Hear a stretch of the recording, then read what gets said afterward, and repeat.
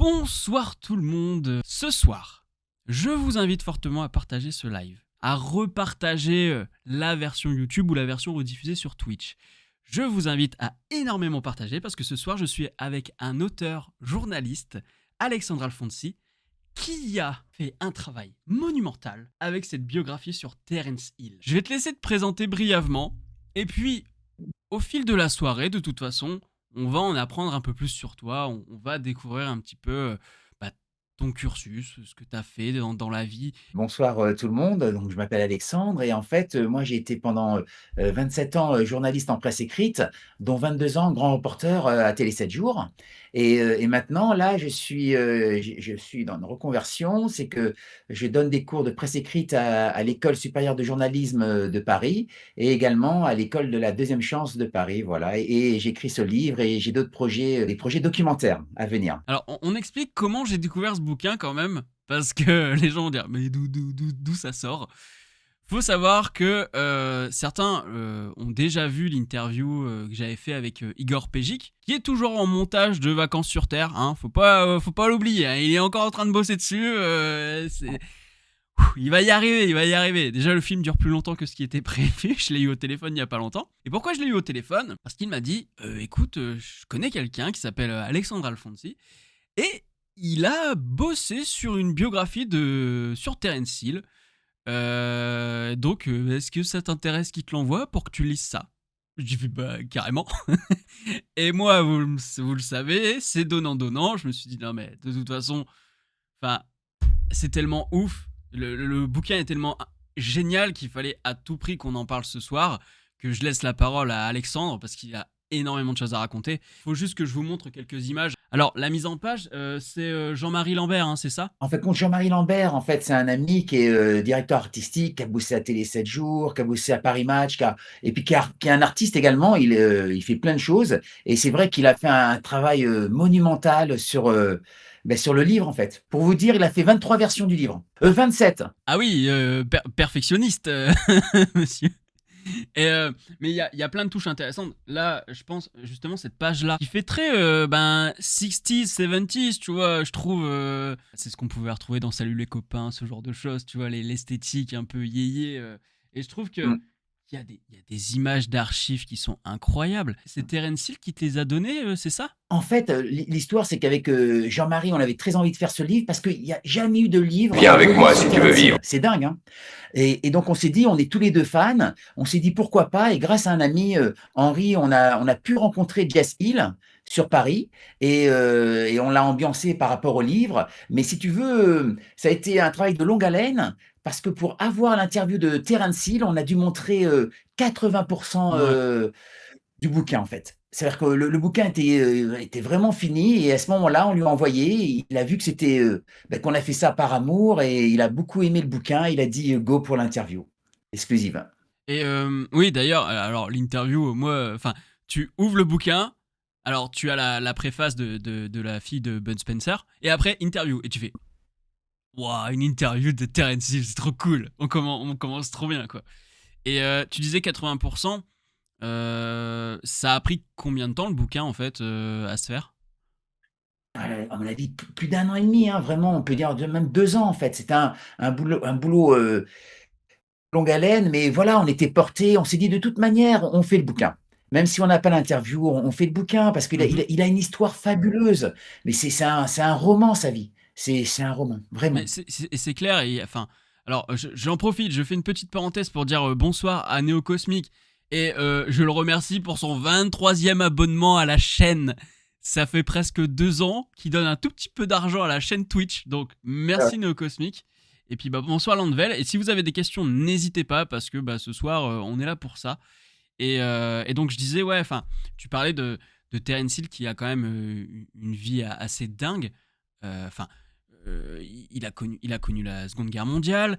Il est italo-germanique. Je ne savais pas du tout que sa mère était allemande en fait. Tu vois, moi je pensais que c'était un Italien des deux côtés en fait. Tu vois.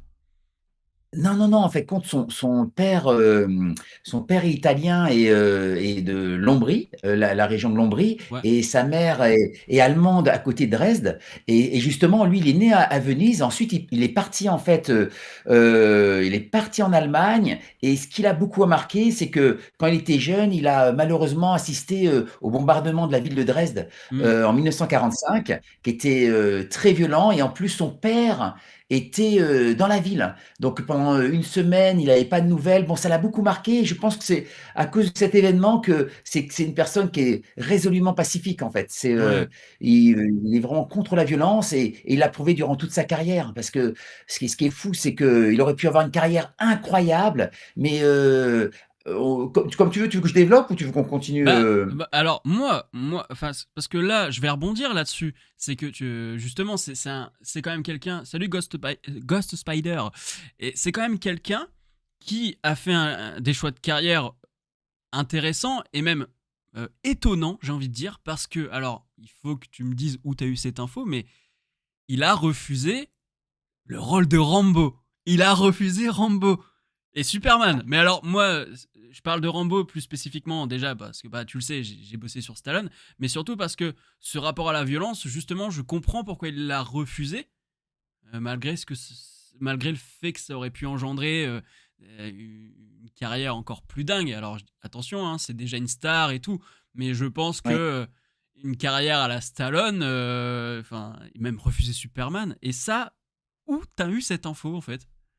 En fait, compte, c'est lui qui me l'a raconté. Mais ce qui est dingue, c'est moi, même moi, j'ai découvert avec Jean-Marie, on a découvert plein de choses. C'est que c'est vrai que il a eu une première carrière sous le nom de Mario Girotti, Oui. son vrai nom.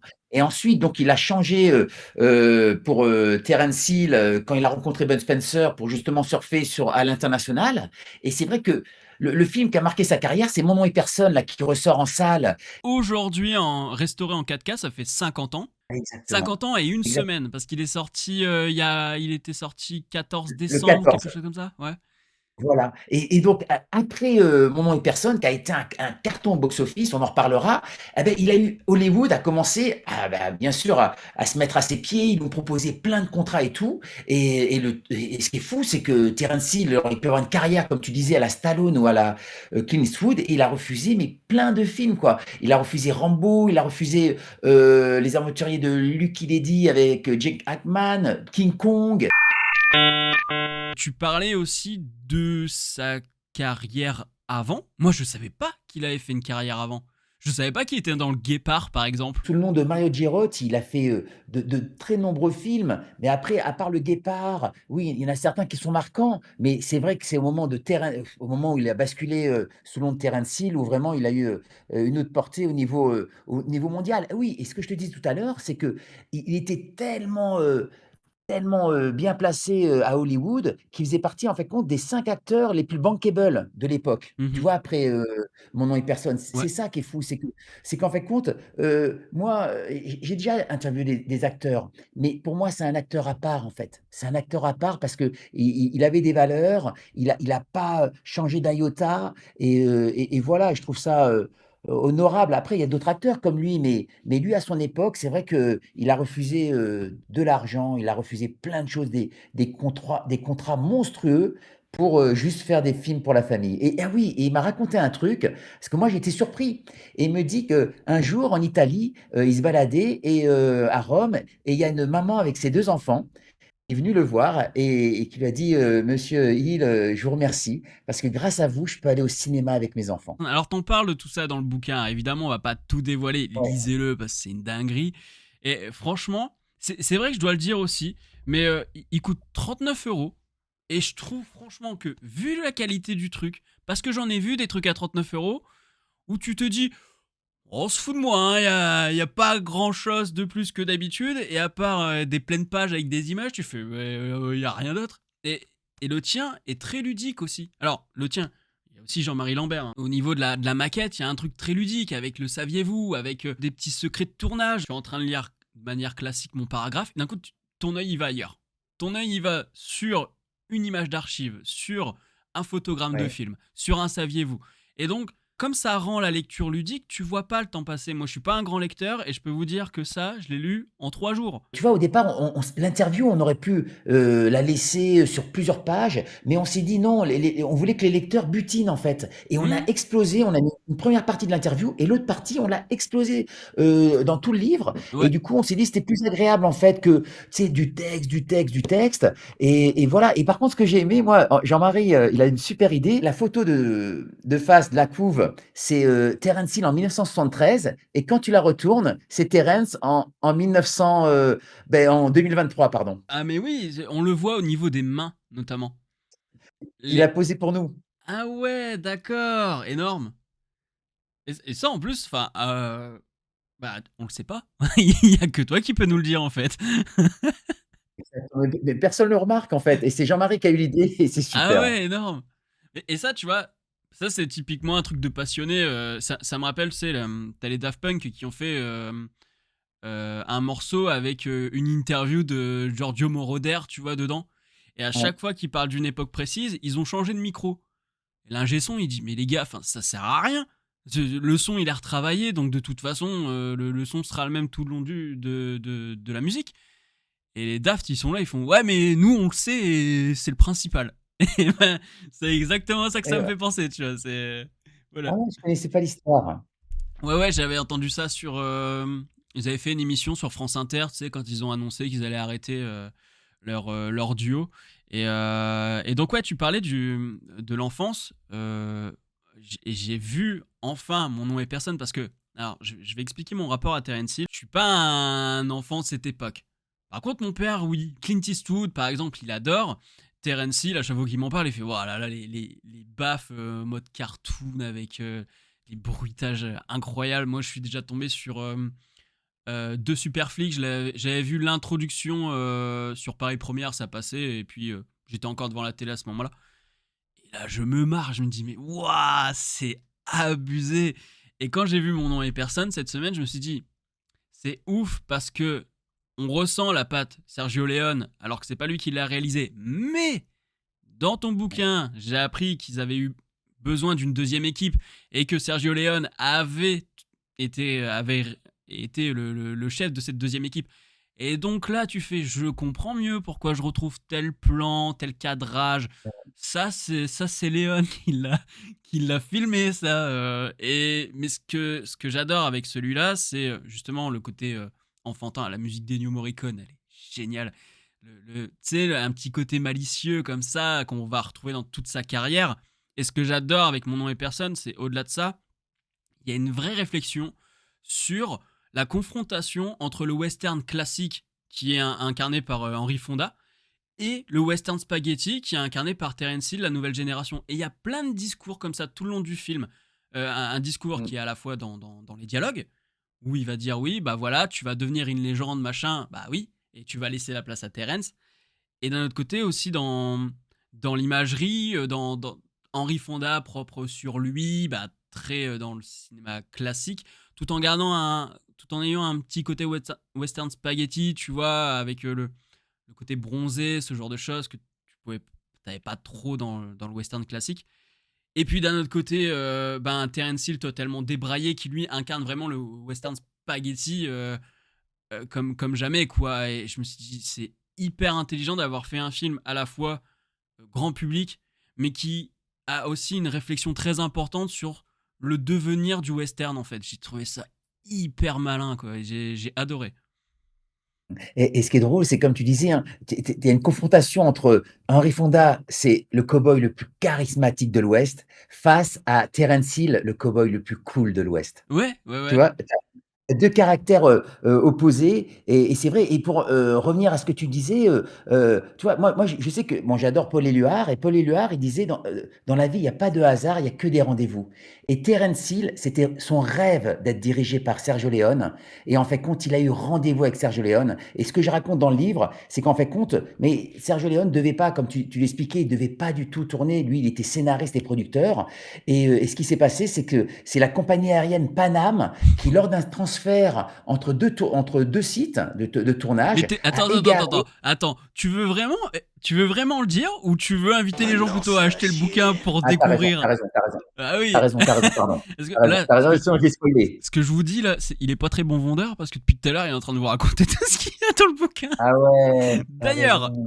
Néocosmique demande où on peut se procurer le bouquin. Il est à la Fnac, il est sur Amazon et il est aussi dans la boutique, et sur le site de la boutique de Terence Hill, c'est la Gelateria Gerotti, Paris, qui se trouve 120 boulevard Raspail. Le nom des glaces. Oui, oui, oui, c'est les glaces Gerotti parce que le grand-oncle de Terence Hill faisait de la glace et artisanale et lui, il a repris le flambeau. Et en fait, dans ce magasin, vous avez en fait compte une boutique dédiée à Terence Hill avec plein de goodies, avec plein de trucs complètement délirants, le vin Terence Hill, le whisky et de la sape et tout. Et en plus, Terence Hill, là-bas, vous pouvez manger des glaces au faillot et plein d'autres glaces complètement délirantes, quoi. Et le livre est là-bas aussi. Et on ne vous dira pas quel est son parfum de glace préféré, vous le saurez dans le livre. Néocosmique, il dit il y a une controverse sur la paternité, je pense qu'il doit parler de mon nom et personne, mais c'est vrai que au début, hein, je dis, c'est un film de Sergio Leone, parce que tu sais, en plus, tu vois Sergio Leone écrit au début, et puis tu fais, ah mais non, en fait, il a produit, scénarisé, mais ça respire tellement Sergio Leone, en plus avec Ennio Morricone, je fais, non, mais Ouais. oui, c'est énorme. Et je voudrais dire aussi un truc, si vous n'avez jamais vu, on l'appelle Trinita, sachez qu'il y a une musique dans ce film qui est dans Django Unchained. Voilà. C'est le thème principal de Trinita, ben c'est une musique qui a été réutilisée dans Django. Et c'est vrai que j'avais pas fini la petite anecdote sur moi, mon rapport à Terence Hill, mais il y a un film, et un seul film avec Terence Hill que j'ai vu quand j'étais gamin et que j'ai revu, j'avais la VHS, c'est Lucky Luke. Lucky Luke. Ah, J'adore son Lucky Luke. Il a rien à voir. Il est très loin du Lucky Luke qu'on connaît dans les BD, hein, ou même dans les dessins animés. Parce que moi, j'ai beaucoup eu les dessins animés aussi. Mais alors, son Lucky Luke, je l'adore. Et une fois, je suis tombé sur la série à 2h du matin sur Equidia. ah C'est ouais. dire. Et quand je te dis ça, c'était il y a quoi, il y a 6 ou 7 ans. Et je comprends pas que cette série elle ait pas été plus diffusée que ça, tu vois, en France, parce que ben c'est comme, moi je considère que c'est comme la série Zorro de Disney, tu vois, qui repasse tous les dimanches sur France 3, etc. Je pense que c'est le genre de série qui devrait revenir à chaque fois pendant les périodes de Noël, tu vois, en mode Ouais, t'as raison. hein, il y a un côté Madeleine de Proust en fait, tu vois. Et j'ai revu des épisodes sur YouTube là, et je trouve ça toujours cool. Alors oui, hein, c'est très télévisuel, etc. Mais si vous pouvez voir au moins le film, une pépite qui reprend principalement la BD Daisy Town en fait. C'est celui-là, hein. Oui, oui, ouais, exactement. Et d'ailleurs, pour l'anecdote, il a construit Disney Town et il a laissé après tous les locaux et les bâtiments. Et en fait, plein d'autres films ont été tournés sur les mêmes lieux de tournage de Lucky Luke. Ah bah oui, ouais, Et ouais, ouais. concernant Lucky Luke, concernant d'ailleurs le livre, en fait, Terence Hill, il a abordé tous les sujets, sauf en fait compte un sujet, il n'a pas souhaité l'aborder, et nous on a mis que 2 lignes, c'est le décès de son fils adoptif Mm, Ross, qui a eu lieu juste avant Lucky Luke, parce qu'il devait jouer dans Lucky Luke, mm. et cette partie-là, voilà, même nous on a mis juste 2 lignes pour l'expliquer, mais voilà, quand je disais que sa vie, elle est vraiment, c'est un roman, parce qu'il y a eu des hauts, des bas, et c'est vrai qu'il a connu des bonheurs, mais également des drames, dont la perte de son fils Ross lors d'un accident, alors il était très jeune, quoi. Bah ouais, et puis tu vois, enfin, quand j'ai lu qu'il devait faire Rambo et quand j'ai lu qu'il avait perdu un fils, bah alors laisse tomber. Moi j'ai fait des liens avec Stallone tout de suite. J'ai fait, il y a un parallèle entre les deux. Je pensais aussi, parce que comme on parle de mort, je trouvais très beau ce qu'il disait sur la mort de Bud Spencer, sur le fait qu'il l'avait rencontré à tel endroit et qu'il a appris sa mort au même endroit. Et tu dis, ouais, tu sens vraiment que c'était son pote de toujours. Et ça se ressent dans les films à chaque fois. Tu vois, je vais pas dire, hein, je suis pas un grand admirateur de leur duo, enfin des films en eux-mêmes. Tu vois, Mmh. deux super flics, ça m'a fait marrer, mais c'est pas, moi je trouve pas ça hilarant. Après, j'ai pas un rapport émotionnel direct avec ces films-là, mais c'est vrai que quand tu les vois à deux, ça marche quoi, tout le temps. Tout le temps ça fonctionne.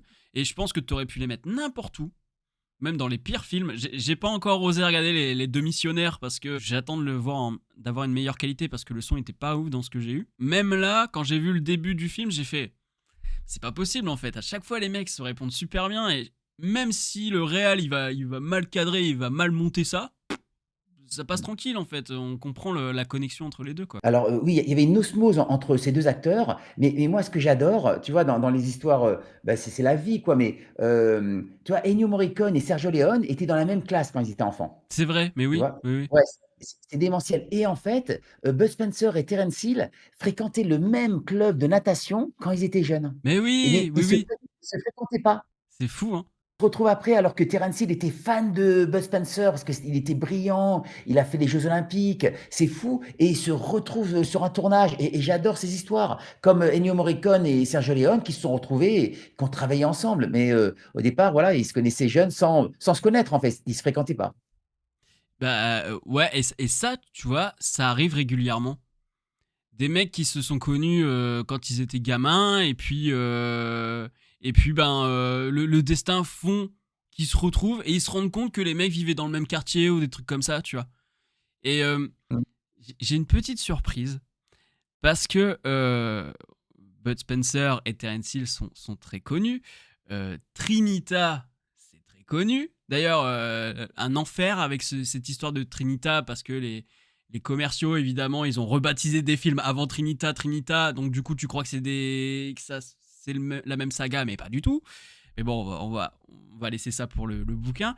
Mais par contre, est-ce que si je te dis Michael Kobe et Paul Smith, ça te parle? Non. Non. Et si je te dis Trinata, je dis bien Trinata, connais pas, ça te parle pas? Non. Trinita connaît pas. Est-ce que t'as l'impression de voir Bud Spencer et Terence Hill? Hallucinant! C'est quoi ce truc? Certains qui ont vu mes vidéos retour de vide-grenier savent de quoi je parle. Je suis dans un vide-grenier. Je regarde les DVD, les Blu-ray comme d'hab. Et là, d'un coup, je lis ça. Et moi, je pense lire Trinita connaît pas. Et tu sais, je regarde pas les acteurs au-dessus là. Et puis moi, sur Ouais. l'image, je dis, bah vas-y, c'est Bud Spencer et Terence Hill. Je rentre chez moi, puis je fais ma vidéo, tu vois, je tourne. Puis là, je regarde le DVD. Et puis là, je vois J'adore. un peu mieux, tu vois. Et là, je dis, c'est pas eux. Et en fait, c'est un film de 1973 où t'as le même duo, le même système d'accélération d'image et tout. Je l'ai regardé cet après-midi exprès pour toi. Et ça fait un Ouais. moment qu'il est dans mes cartons et je l'ai sorti exprès. Sympathique, mais quitte à regarder un Terence Hill et un Bud Spencer, autant regarder l'original parce que ça, ça c'est de la copie. Oh. Ah oui, c'est une parodie, je savais pas qu'ils avaient fait une parodie. Et c'est Hallucinant. même pas une parodie en fait, c'est alors sur la jaquette c'est marqué un magnifique pastiche du duo mythique Bud Spencer et Terence Hill revisité. Sauf que c'est pas du tout revisité en fait, c'est juste les gars ils se sont dit le duo il marche trop bien, on va aller rechercher deux Italiens parce que oui c'est des Italiens aussi eux. Et Ah le film d'accord. il est réalisé par Giuliano Carnimeo, donc c'est une production italienne. Les mecs se sont dit attends, et il y a un grand costaud barbu et un petit blond malicieux qui fonctionne. On peut pas en trouver deux comme ça et faire la même. Il y a eu ce film et il y a eu une suite. Et Non. dans ce film, ce sont deux mecs, hein, deux voyous, tu vois, qui vont devenir deux missionnaires, qui se font passer pour deux missionnaires et qui sont poursuivis parce qu'en fait ils ont récupéré une statue avec des diamants dedans mais eux sont pas au courant, donc il y a un côté aussi Cornio Bourvil tu vois. Et je me suis dit D'accord. mais c'est incroyable, il y a le même système d'accélération d'image pour faire ouais, je suis très rapide et tout, il y a le côté malicieux, il y a le côté Obélix en mode tu lui mets une patate il bouge pas. C'est incroyable, ce film existe quoi. Donc je me suis dit il Excellent. fallait que je t'en parle. Je me suis dit, Ouais. peut-être que tu connaissais pas. Et je pense que dans le chat, Ah ils non, pas connaissent du pas tout. non plus. Donc voilà, c'est Trinata connaît pas. Et en plus, tu vois, c'est pareil. Mais On l'appelle j'adore. Trinita, on continue de l'appeler. Et puis là, ils disent, ouais, on connaît pas. Bah ouais, bah tu m'étonnes qu'on connaît pas. C'est pas Trinita, c'est Trinata. Donc oui, on connaît pas. Donc Ah, je te remercie, je te remercie, hein. ah mais de rien. Tu devrais aller chercher un petit peu par là, je pense qu'il y a de quoi faire. Et justement, en ayant vu ce film, c'est dommage, le seul truc qui manque au bouquin, c'est les mecs qui ont essayé de copier ces gars-là. Tu vois, tout ce Ah qui ouais? est Ah, aucune idée. pastille. Comme, tu vois, tu prends Stallone, il y a eu la Rambo Sploitation, où c'est toute une série de films qui soient turcs, indiens, italiens, espagnols, où ce sont des mecs badass avec un bandeau qui vont sauver leurs coéquipiers, machin. Et je me dis, il faudrait que j'aille fouiller un petit peu, mais je pense qu'il n'y a pas que les deux films dont je te parle là.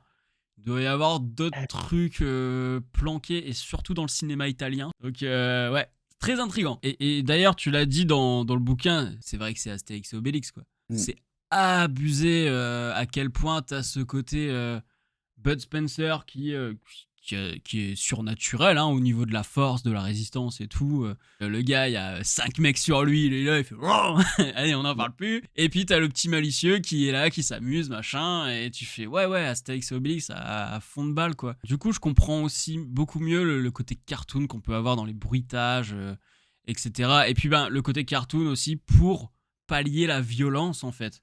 Pour essayer de faire de la violence sympa dans le sens où quand enfin le marteau pilon là enfin depuis que j'ai lu ton bouquin j'ai déjà vu 5 films et j'ai pas fini. Bah ouais Non! si. Et en plus, tu vois? Et moi, j'ai testé, moi, j'ai 2 enfants, qui ont, 12 ans, une fille de 12 ans et un garçon de 17 ans et Ouais. je leur ai montré, Mon nom est personne. Ah. Et bah, tu sais quoi? Ils ont adoré, la scène, des baffes. Tu sais, avec le pistolero, ça marche, avec toutes les générations. Tu vois? C'est de l'absurde, c'est de la comédie, mais tu vois? C'est comme tu dis, c'est de Astérix et Obélix et il y a deux trois scènes, moi je rigolais et eux aussi, quoi et je me suis dit: «Beh, voilà, ça touche, toutes les Hmm. générations». Et ce qui joue aussi beaucoup c'est que le film il a beau dater de 73, bah je trouve qu'il est encore assez frais. Et ça, c'est notamment à cause du cadrage et du montage. Enfin, la scène d'ouverture, tu vas avoir un zoom qui va aller jusqu'à la tête d'un gosse, et puis ça va enchaîner sur un autre plan et tout. Enfin, c'est très rythmé, je trouve, et ça perd pas de sa saveur. Là où tu as certains westerns, même dans les western spaghetti, hein, où tu dis, ah, c'est long, c'est pompeux. J'ai vu L'homme qui tua Liberty Valance. Ah oui. Pouh, oh là là, je me suis endormi. Je m'endors très rarement, hein, mais je me suis endormi, ouais. Et je sais que c'est un classique, hein, mais je me suis dit, ben ouais, ok, mais j'ai l'impression que ça n'avance pas, que c'est très théâtral en fait, tu vois, quand tu regardes bien. Et alors que là, ouais, Mon nom est personne, j'ai adoré. Et tu parles des scènes de baf. Dans le film dont je t'ai parlé tout à l'heure, il y a une scène où il a une Bible dans les mains, il la met Ouais. sous le coude de son adversaire, il lui met une claque, il reprend la Bible, il met sous l'autre aisselle, il remet une claque, et en fait, tu vois, il y a que ça tout le temps. Non mais les gars, enfin, il y a même pas d'imagination, quoi. C'est vraiment, ils ont tout repris du duo, quoi. C'est génial. Pour en venir à, tu sais, à la scène d'ouverture, beh, c'est Sergio Leone. Les gens regarderont dans le livre ce que je raconte. Pourquoi, en fait, compte Sergio Leone a monté une deuxième équipe. Tu as raison, faut pas spoiler, mais c'est vrai que ce film-là, beh, Sergio Leone a fait plusieurs scènes et vraiment, et à tel point que Steven Spielberg, un jour, il rencontre Sergio Leone et il lui dit moi, mon film préféré de ta filmographie, eh ben, c'est Mon nom est personne. Bah ouais, et tu sais pourquoi? C'est pour ça que je me suis fait avoir, parce que tu parles de l'intro. L'intro, c'est exactement le même type de rythme et de montage qu'on peut avoir sur Il était une fois dans l'Ouest, en fait. Exact. C'est le même rythme. Et puis, en plus, même dans Il était une fois dans l'Ouest, qui date de 68, donc 5 ans avant, t'as un gamin aussi qui lui va se faire Oui. buter et tout. Et il y a ce même rythme, ce même cadrage où même moi je me suis dit attends, dans Mon nom est personne, il va encore buter un gosse ou quoi? Donc ouais, je me suis fait drôlement avoir. Et petite parenthèse, on a une question dans le chat, ça fait un moment qu'il l'a posée, mais je vais remonter. Il y a Bouffe Tueur qui dit est-ce que le livre est disponible au Canada? Très bonne question. En fait, compte là, on finalise avec Jean-Marie la version anglaise, allemande, espagnole et italienne.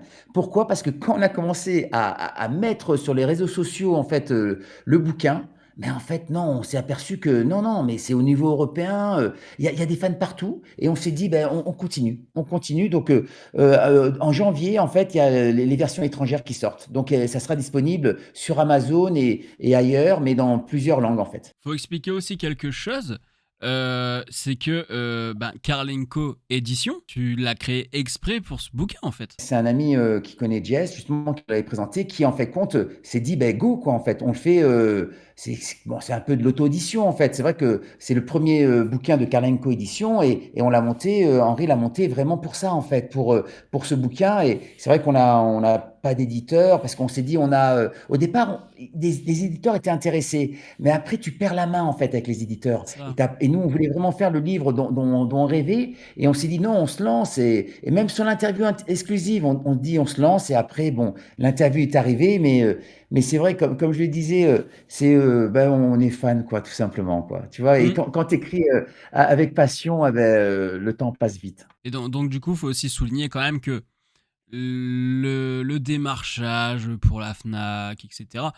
Ben, c'est vous quoi. On fait, distributeur, diffuseur, on fait la promo, on rappelle les journalistes, on essaie d'avoir des papiers, on fait tout de A à Z et c'est drôle et là, aujourd'hui, j'ai reçu un mail d'un journaliste de France Inter qui me dit: «Oui, vous me mettrez sur la liste, sur votre liste des journalistes, en fait». Mais nous, on n'a pas de liste, nous. On Ah. vient juste de sortir le bouquin.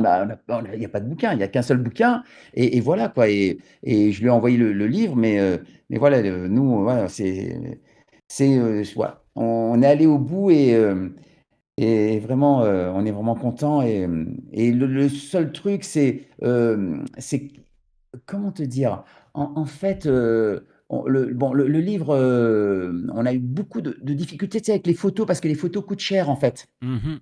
Donc c'est vrai, mais on s'est dit: «Tant pis, eh beh, on va jusqu'au bout, on va acheter beaucoup de photos» et après Terence, il a été vraiment au top, et son agent Marcus aussi, et ils nous ont, gentiment donné des photos parce que voilà, ils se sont dit, même eux quoi, ils se sont dit: «Beh, on va les aider» quoi. Il y a eu quelque chose, tu sais quand je te disais que c'était un acteur à part, mais c'est vrai peut-être que d'autres acteurs auraient commencé à dire, «Bah, vous êtes gentil, vous faites un livre sur moi». Bon déjà ça coûte tant, les photos, ça coûte tant, mais non, non, c'est pas ce qui s'est passé.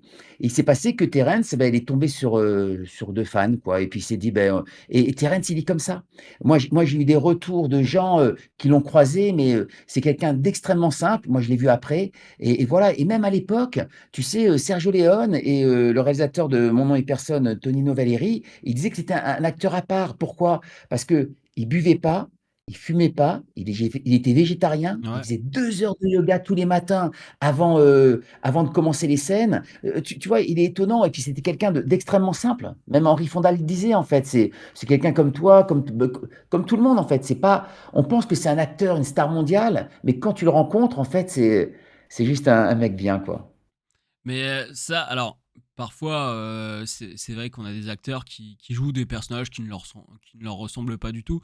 Mais quand j'ai lu le bouquin, je me suis dit, ben en fait, il joue de lui, il joue lui-même. Tu vois, quand tu le vois à l'écran, tu fais le mec sympa et tout, qui dit ouais non, la violence c'est pas trop mon truc, j'essaye d'esquiver un maximum. C'est exactement ça. Et c'est vrai que sur Lucky Luke, il l'a dit, il fait j'ai pris de moi, j'ai pris du Lucky Luke de Maurice, et j'ai pris, enfin, et de Goscinny aussi, et j'ai pris aussi un peu de moi, j'ai fait un mélange de mes films, de moi et du Lucky Luke des auteurs, et j'en ai fait un mélange, tu vois, et c'est vrai que bah, on le retrouve encore plus dans la série, parce que comme la série prend le temps, c'est 40 minutes par épisode, il y a 8 épisodes, je crois, donc tu prends le temps aussi de voir un peu plus Terence Hill dans le rôle de Lucky Luke. Tu sens vraiment son amour pour le personnage parce que il en fait quelque chose d'autre, mais sans pour autant le dénaturer. C'est-à-dire que moi, je retrouve Lucky Luke quand même, quoi. Mais c'est exactement ça. De toute façon, il a fait, bah, c'est quelqu'un de passionné et voilà, il a avancé, pour les Luke, il s'est battu pour avoir les droits. En fait, compte, il rencontre ceux qui ont les droits sur Lucky Luke et il apprend que quoi? Ils étaient fans de Trinita. Mais tu sais, les choses se sont agencées, et tu dis, voilà, parfois, il y a des gens qui ont des destinées et voilà, quoi. Ils avancent, et ils font des rencontres et tout s'enchaîne, en fait. Tout s'enchaîne. Mm. Et Et, moi, j'ai toujours aimé, tu vois, les belles histoires comme ça, en fait. Tu vois, même Mais quand j'étais, journaliste, quand j'allais sur les tournages, je ouais. demandais à ce qu'on me raconte la plus belle histoire. Mais ça se voit quand tu racontes. Moi, tu vois, je suis très factuel en fait dans ma manière d'écrire et tout. Ouais, C'est mon côté universitaire d'analyse filmique et tout. Donc c'est clac, tu vois, c'est carré. Et quand moi je te lis, bah, c'est très littéraire. Tu vois, on sent la passion pour le mec et tout. Et je me dis, ah, elle le kiffe. Hein, c'est pour ça que ouais. n'importe quel fan de Terence Hill qui va lire ce bouquin, je serais même pas étonné qu'il y en ait un ou deux qui lâchent sa petite larme en se disant ah ouais, c'est le meilleur hommage qu'on puisse faire. D'autant plus qu'en France, c'est le premier bouquin consacré exclusivement à Terence Hill en fait en France. Il y en a eu en Italie et en Allemagne, mais après chez nous on n'a pas grand chose quoi. En dehors des westerns qui vont parler de western de manière globale Ouais. ou alors du cinéma de Sergio Leone, et comme ce sont des films où il y a Terence Hill, bah, on va Mmh. parler de Terence Hill de manière indirecte, mais pas concentré uniquement sur lui, quoi. Non, non, non, en fait, compte, on l'a fait parce que il y en avait pas, c'est le premier beau livre sur Terence Hill avec Hmm. photos et interviews, au niveau mondial, en fait. Il y a jamais rien eu, quoi, en Ce qui est fait. fou quand même, Et hein. c'est pour ça. Ouais, En plus de c'est fou. 50 ans. Ouais, ouais, c'est dingue, hein, et je sais pas pourquoi. Et peut-être qu'il y a des gens qui ont testé et qui n'ont pas obtenu des choses de la part de Terence Hill. Et nous, on a eu cette chance-là. On est peut-être tombé au bon moment. Et voilà, quoi. Mais non, moi, ce qui me rend dingue, c'est que depuis qu'on a fait le bouquin, tu sais, on fait des rencontres et on se rend compte qu'il y a un culte autour de lui. Pourquoi je te dis ça? La dernière fois, je rencontre son fils, Jess Hill, à la gélaterie. Tu vois, on parle encore, on lui montre la maquette. Et il y a une personne qui vient vers Jess Hill et qui lui demande un autographe. Et même Jess, il rigolait et il me dit, ça m'arrive souvent. Les gens demandent des autographes au fils de Terence Hill. C'est Ouais. même pas Terence Hill. C'est fou, hein? Mais ouais, ouais. Et Parce que, d'ailleurs, n'espérez pas trop voir Terence Hill au glacier de Paris, hein, parce qu'il est très bien dans son petit coin en Italie. Je crois pas qu'il y aille souvent, c'est plutôt son fils en fait qui gère. oui, oui, son fils vient, il adore la France, mais Terence Hill aussi adore la France. Et après, c'est vrai que ben, bon, Jess vient souvent. Terence, bon, après, Terence, il a une grosse actualité qui Ouais, fait qu'il ne bouge pas. on va en parler un Voilà. peu plus tard parce que moi aussi j'ai été étonné de cette actualité d'ailleurs. Mais Et une grosse actualité et tout, quoi. Mais bon, voilà, tu vois, même on reçoit des messages sur Internet, sur les réseaux, et les gens, tu vois, les gens, ce que me disent les gens aussi, c'est que, comme moi, bon, moi, j'ai 53 ans, eh ben, en fait, compte, Mon nom et personne, ou comme tous les films de Terence Hill, moi, je les ai vus à la télé. ouais, bah oui. Tu vois? Et là, je suis content parce que le film ressort en salle et je l'ai revu lors de la première, sur grand écran. Mais il y a beaucoup et sur les réseaux, ils nous disent la même chose. Ceux de ma génération ou ceux qui ont entre 40 et 60 ans, mais c'était que à la télé, en fait, et ça n'a rien à voir. Quand tu aimes le cinéma, dans une salle, tu as une atmosphère et c'est vrai que moi, c'était sur une petite télé, sûrement comme ton papa. Ouais, Tu vois? ouais, ouais.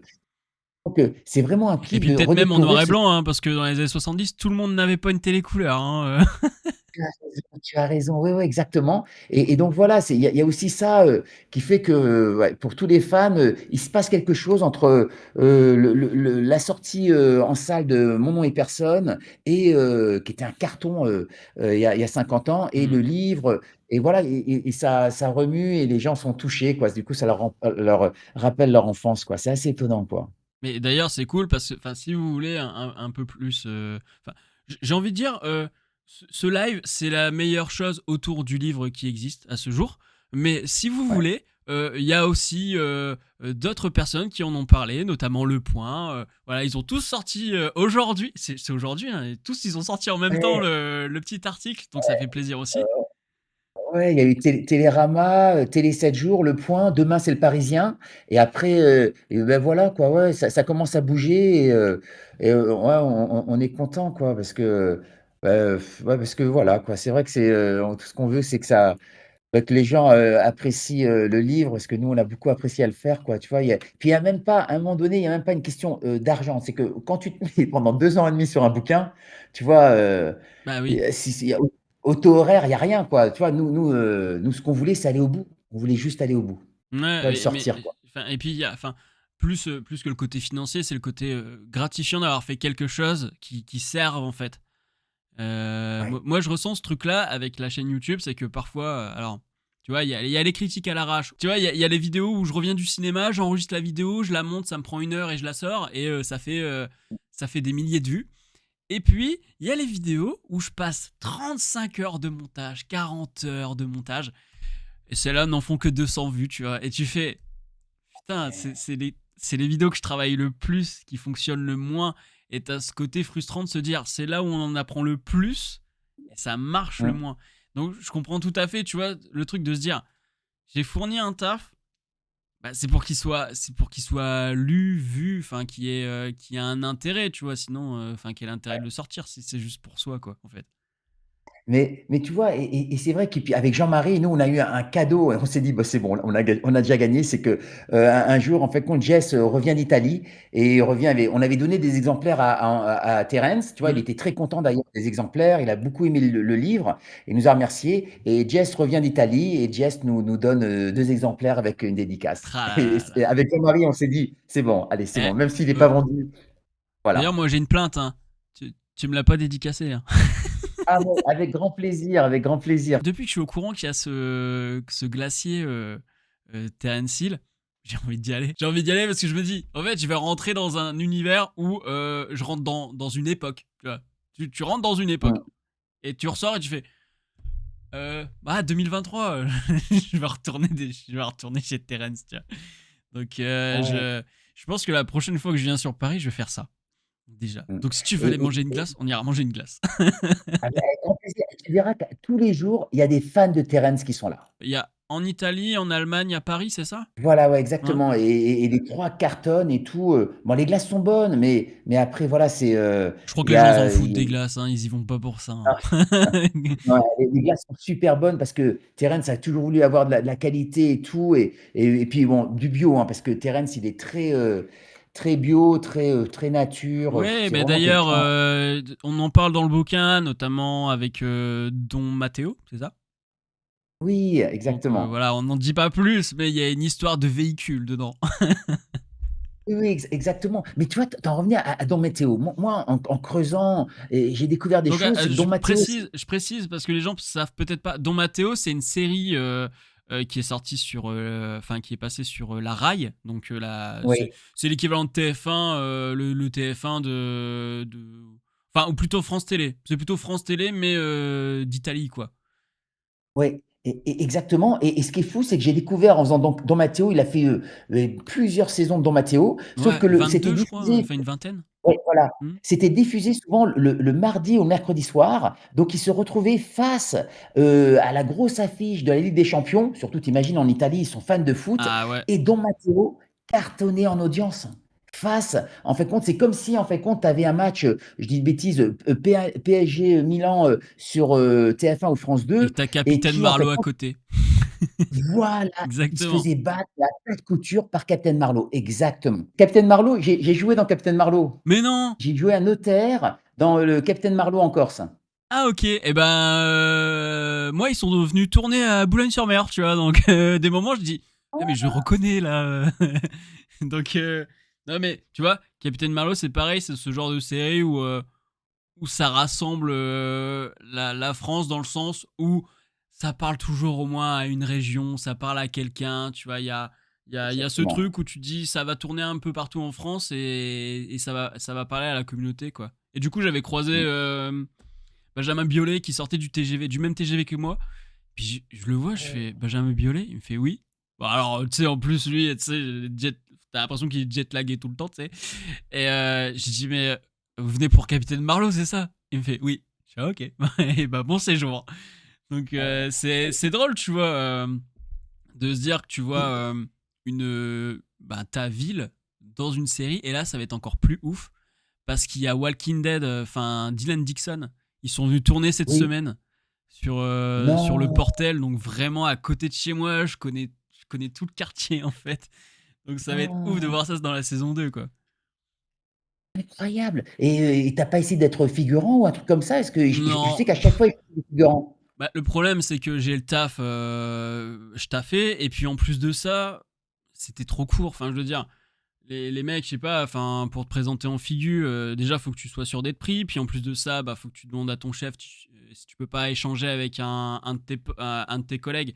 Parce que le truc, quand tu bosses dans l'éducation nationale, c'est que ton poste, si t'es pas là, ben, ça fout la merde en fait, parce que c'est un Ouais, bien sûr. engrenage, tu vois, un lycée.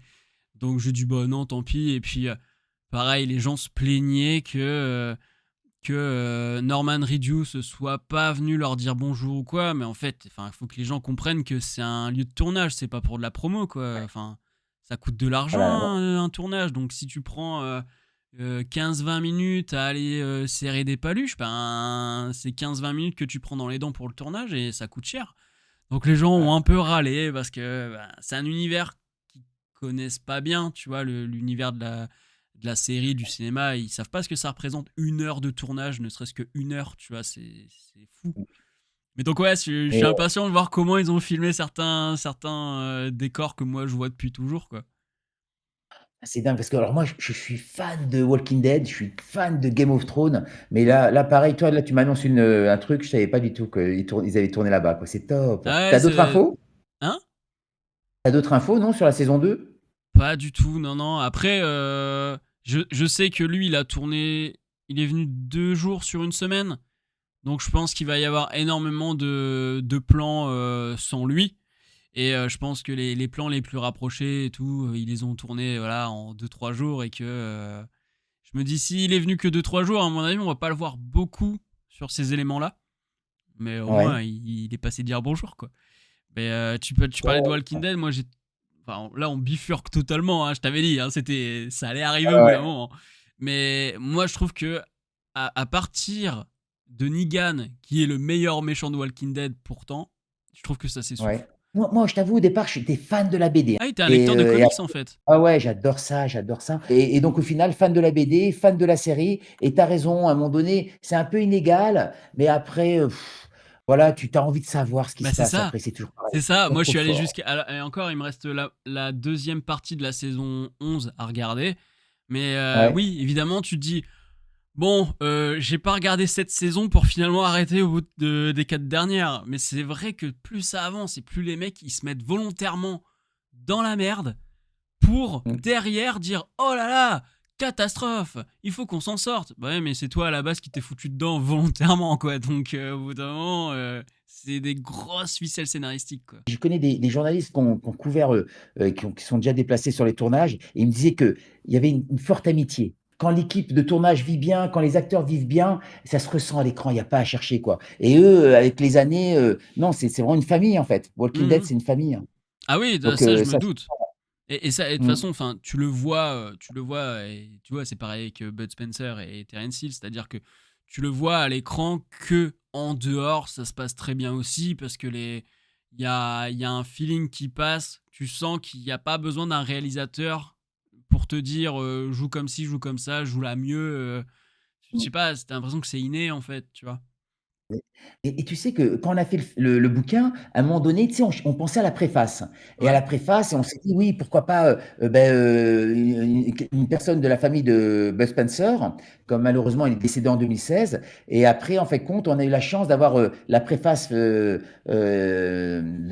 la fille cadette de, Bud Spencer et écoute-moi, la préface était tellement belle en italien Oui. qu'avec Jean-Marie, on s'est dit, «Ça se fait pas, hein». On a laissé la préface en italien et on a mis la traduction en français. Tellement, tu sais, on s'est dit, pour ceux qui, même qui connaissent un peu l'italien, mais elle a fait une préface avec tellement d'amour, ça montrait à quel point qu'elle était, son père et Terence étaient très proches, et elle était très proche de Terence. Elle a dit des choses sur lui, mais avec amour, quoi. Et c'est ça le truc, c'est que dès qu'on a commencé à parler, à avoir des infos sur Terence, les gens en parlaient, mais avec un amour sans fin, quoi. Mhm. C'est fou ce qui dégage et même ceux moi, j'ai rencontré des gens qui l'ont côtoyé pour avoir des infos encore, mais tout le monde le dit, hein. Tu rencontres Terence, tu passes un bon moment et tu te dis: «Beh, c'est un mec en or». Il y a un fan club en Allemagne, mais c'est délirant. Non, mais je t'assure, dans tous les pays, là, j'ai appris, j'ai reçu un message, il y a une personne un Hongrois qui me dit: «Est-ce que vous allez faire une version hongroise?» Parce en Yougoslavie, quoi, maintenant c'est plus, en Croatie également, et en Serbie, il y a des fans. Et ils t'expliquent quoi? Ils t'expliquent que quand ils étaient jeunes, il y avait que Terence Hill qui passait à la télé, Ben Spencer. Tu Ah vois ce que ouais? je veux dire? Et en fait, il a une communauté de fans dans les pays de l'Est, mais partout, partout. Il a marqué des générations de spectateurs et des spectateurs à travers le monde. C'est fou, quoi. Mais c'est fou parce que j'aurais pensé, tu vois, que comme c'est énormément. Ok, c'est italien, mais il y a aussi énormément de rapports avec les États-Unis. J'aurais pensé que leur cinéma du côté URSS se serait passé sous le manteau, mais là, en fait, ça passe carrément. Ça passait à la télé, quoi. Non, oui, oui, ça passait et tout. Et en fait, quand tu regardes, il a eu beaucoup plus de succès en Europe et à travers le monde que vraiment aux États-Unis. Il a eu du succès, Hmm. mais pas autant que tu vois de ce qu'il a vécu. Je sais que de mémoire, en Allemagne, Mon nom est personne, ça a fait 7 millions. Nous, en France, je crois que c'est de l'ordre de 5 millions, toute exploitation confondue. En Italie, je crois que tu vois, il a eu un carton avec Trinita, avec Mon nom est personne. Non, c'est hallucinant, quoi. Et tu vois, et je reviens, pardon, hein, mais je reviens au fait que, tu sais, j'adore Ennio Morricone, Sergio Leone, ils se connaissent enfants. J'adore ces histoires-là. Et même chose pour Bud Spencer et Terence Hill. Et je peux te raconter une histoire? Bah oui, t'es là pour ça. Voilà. Parce que moi, quand j'étais journaliste, moi, j'allais sur les tournages et je voulais qu'on me raconte la plus belle histoire. Et on m'a souvent raconté des histoires comme ça, où en fait, compte, comme disait Paul Éluard, il n'y a pas de hasard, il n'y a que des rendez-vous. Et une de mes plus belles histoires, j'ai le temps de te la raconter? Ah oui, Oui? oui, carrément, vas-y. Alors écoute, il y a un vieux producteur qui me raconte une histoire. Il me dit, dans les années 50, 40-50, il y a un acteur en France qui cartonnait, c'était Daniel Gélin. Tu vois, grande star. Et Daniel Gélin, donc, il doit aller sur une répétition d'une pièce à la Madeleine. Il habite juste à côté de Paris. Il démarre sa voiture, la voiture ne démarre pas. Il appelle un taxi, il y a des travaux, le taxi ne vient pas. Il va à pied au métro. Et à l'époque, tu avais première classe, deuxième classe. OK? Ouais, ouais. La première classe est pleine, donc il va dans la deuxième classe, il se cache un peu parce qu'il est connu. Et là, il tombe sur un pote avec qui il avait fait du théâtre. Il dit: «Ah, qu'est-ce que tu deviens?» Et le pote, il dit: «Mais non, je fais du piano, j'ai tout arrêté». Et Daniel Gélin dit: «Mais t'étais brillant, c'est nul». Et il lui dit: «Non, non, ma femme ne veut pas, je veux pas, c'est trop compliqué, le théâtre, le cinéma et tout». Et Daniel Gélin va à sa répétition. Et à l'époque, les comédiens, s'ils avaient un plan cinéma, ils pouvaient planter la pièce. OK?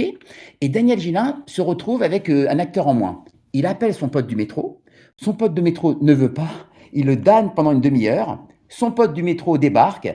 Il cartonne dans la pièce. Et ce pote, c'était Louis de Funès. Je m'en doutais. C'est quand t'as parlé de C'est piano, parce que vrai. De Funès, pendant longtemps, il a fait comme Aznavour, c'est-à-dire il a fait beaucoup de bars piano. Exactement. Et durant ma carrière, j'ai rencontré des gens qui m'ont raconté des histoires par rapport à des comédiens et des comédiennes. Ça s'est joué à rien.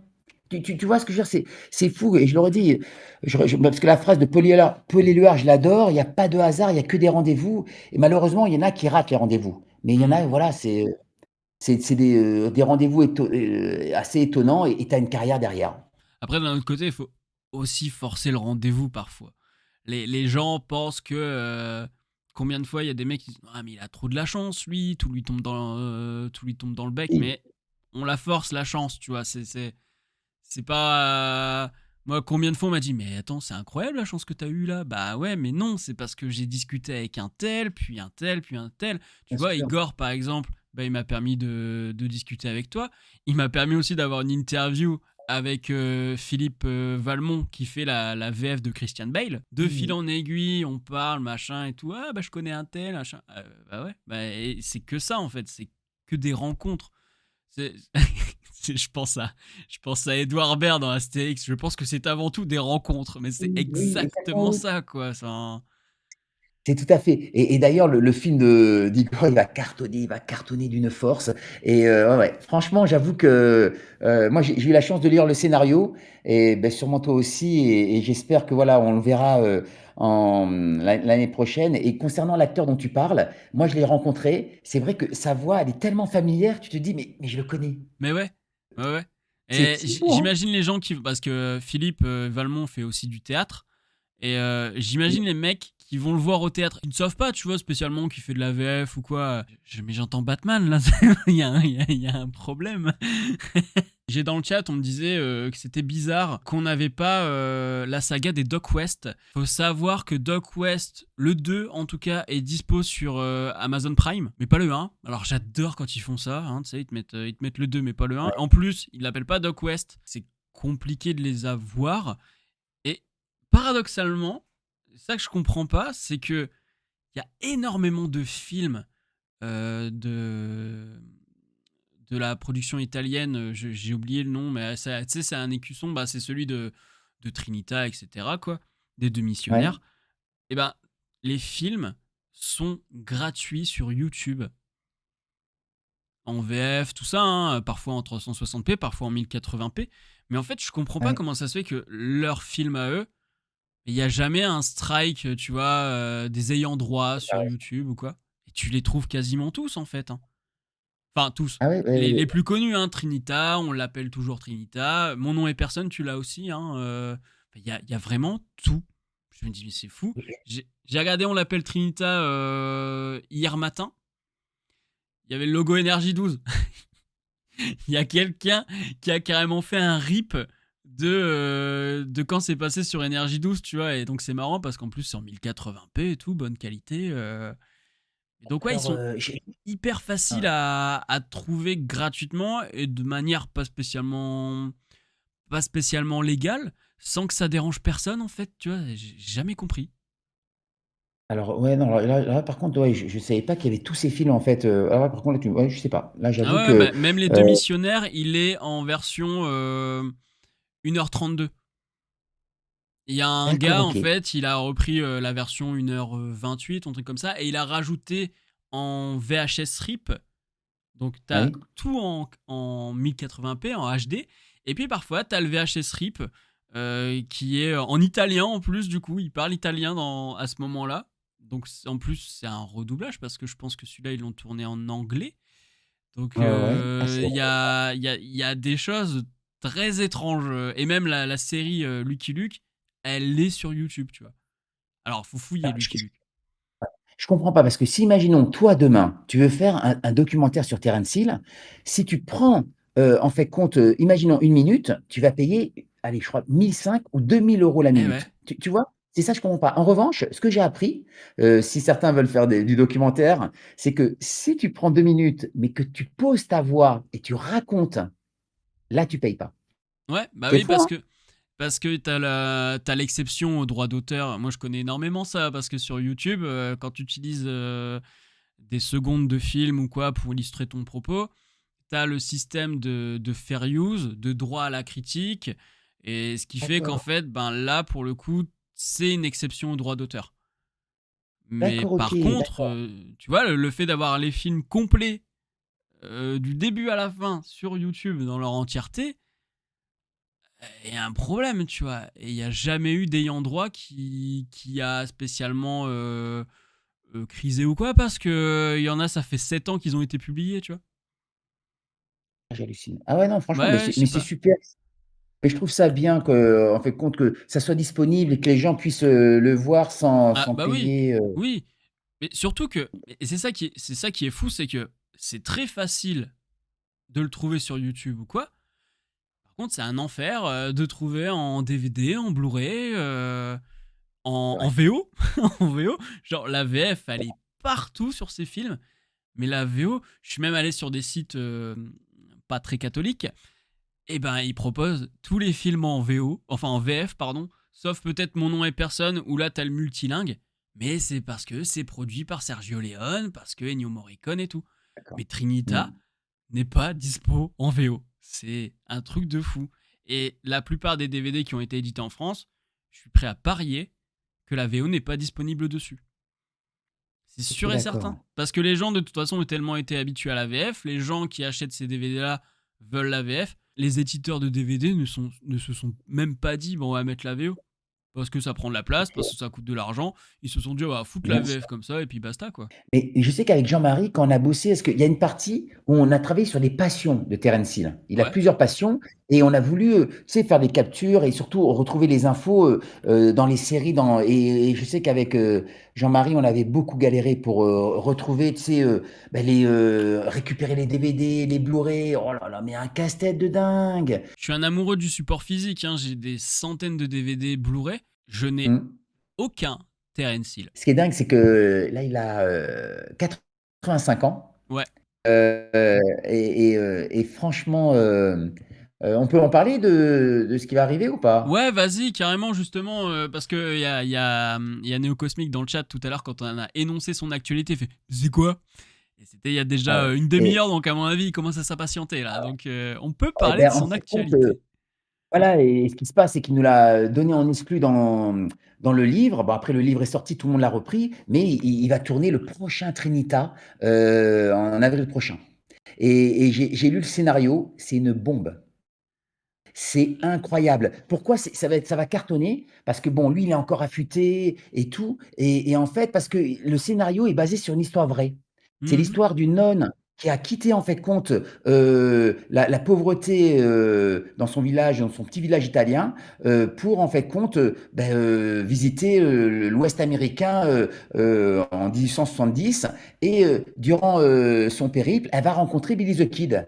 Et Trinita va se greffer à cette rencontre. Donc le scénario, comme il est basé sur une histoire vraie, déjà c'est fort, et tu as tous les ingrédients de Trinita, quoi. Comme il y a Billy the Kid, je me demande s'il va pas faire peut-être une petite ref à son fils adoptif, tu vois, qui devait l'incarner justement. Exactement, oui, tout à fait, exactement. Je pense qu'il va peut-être faire un truc, mais je pense que ça va être comme, tu sais, tout le monde attendait le dernier Indiana Jones. Et Mhm. je pense que tout le monde, maintenant, sachant cela, tout le monde va attendre le dernier, parce que ça va être bien sûr que ça va être son dernier Trinita à 85 ans. Ah bah oui, Mais, oui. mais là, il se donne à fond, il se donne à fond pour ce tournage. Et il y a déjà une effervescence autour en Italie et ça commence à, tu vois, à phosphorer parce que tout le monde, voilà, tout le monde a envie en fait de revoir Terence avec son cache-poussière. Il aura exactement tout, tout en fait. Et ça va être top de le revoir en scène et parce que il est malicieux quoi. Il a la beauté d'Alain Delon et l'insouciance de Belmondo. Tu vois, Ouais. il a quelque chose et il n'y a pas à chercher. Bien sûr qu'il a 85 ans, mais tu verrais ses photos, il est affûté.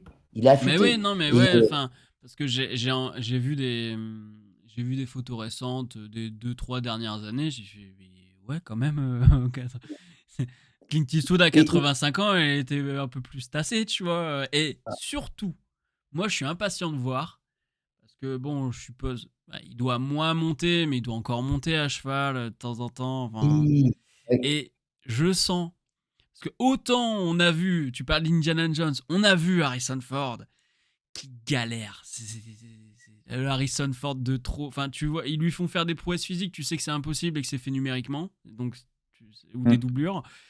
Mais lui, par contre, Terence, je sens qu'on va le voir monter, on va se dire, oh là là, 85 ans, il nous fait encore des trucs comme ça.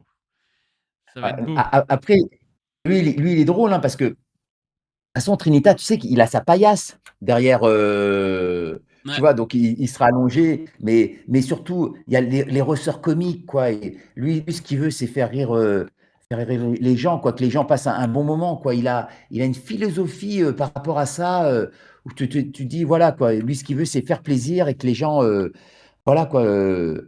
Mais je pense qu'il va y avoir des surprises. Après, je peux rien dire par Ah rapport au bah non. casting, mais en revanche, ce qui est drôle, c'est qu'il y a beaucoup de fans. Il y a beaucoup de fans. Tu vois, regarde un truc tout bête. À la première de Mon Nom et Personne, c'était samedi dernier. Donc, moi, j'ai présenté, et à la fin, je faisais une séance de dédicace. Et à un moment donné, il y a un monsieur qui vient me voir et me dit, ben oui, moi, je suis fan, je vous prends le livre. Et c'était Christophe Gans, le Mais non. réalisateur du Pacte des Loups. Mais non. Fan de Terence Hill. Et donc, tu sais, je l'ai reconnu, mais tu sais, c'est quelqu'un, tu vois, c'est un Ah grand bah oui. réalisateur français. Et ben voilà, non, mais il est fan. Et donc, il y a plein de gens qui l'attendent et il y a des acteurs qui veulent tourner avec lui. Ah. Mais tu Tu vois, vois? Christophe Gans, ça m'étonne pas, hein, parce que ça fait quand même des années qu'il veut tourner son Corto Maltese, tu vois, par exemple.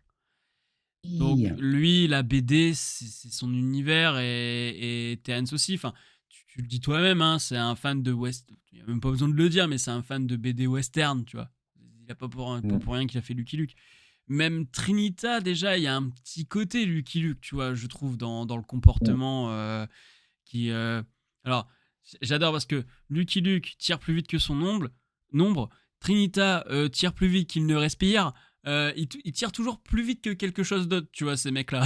Du Ouais. coup, c'est assez drôle de faire le parallèle. Donc, ouais, Christophe Gans, ouais, ça m'étonne pas. En plus, il y a des artifices comme ça que lui aussi aime mettre dans son cinéma, quoi. Donc, ouais, c'est cool, Et ça me fait et donc, plaisir.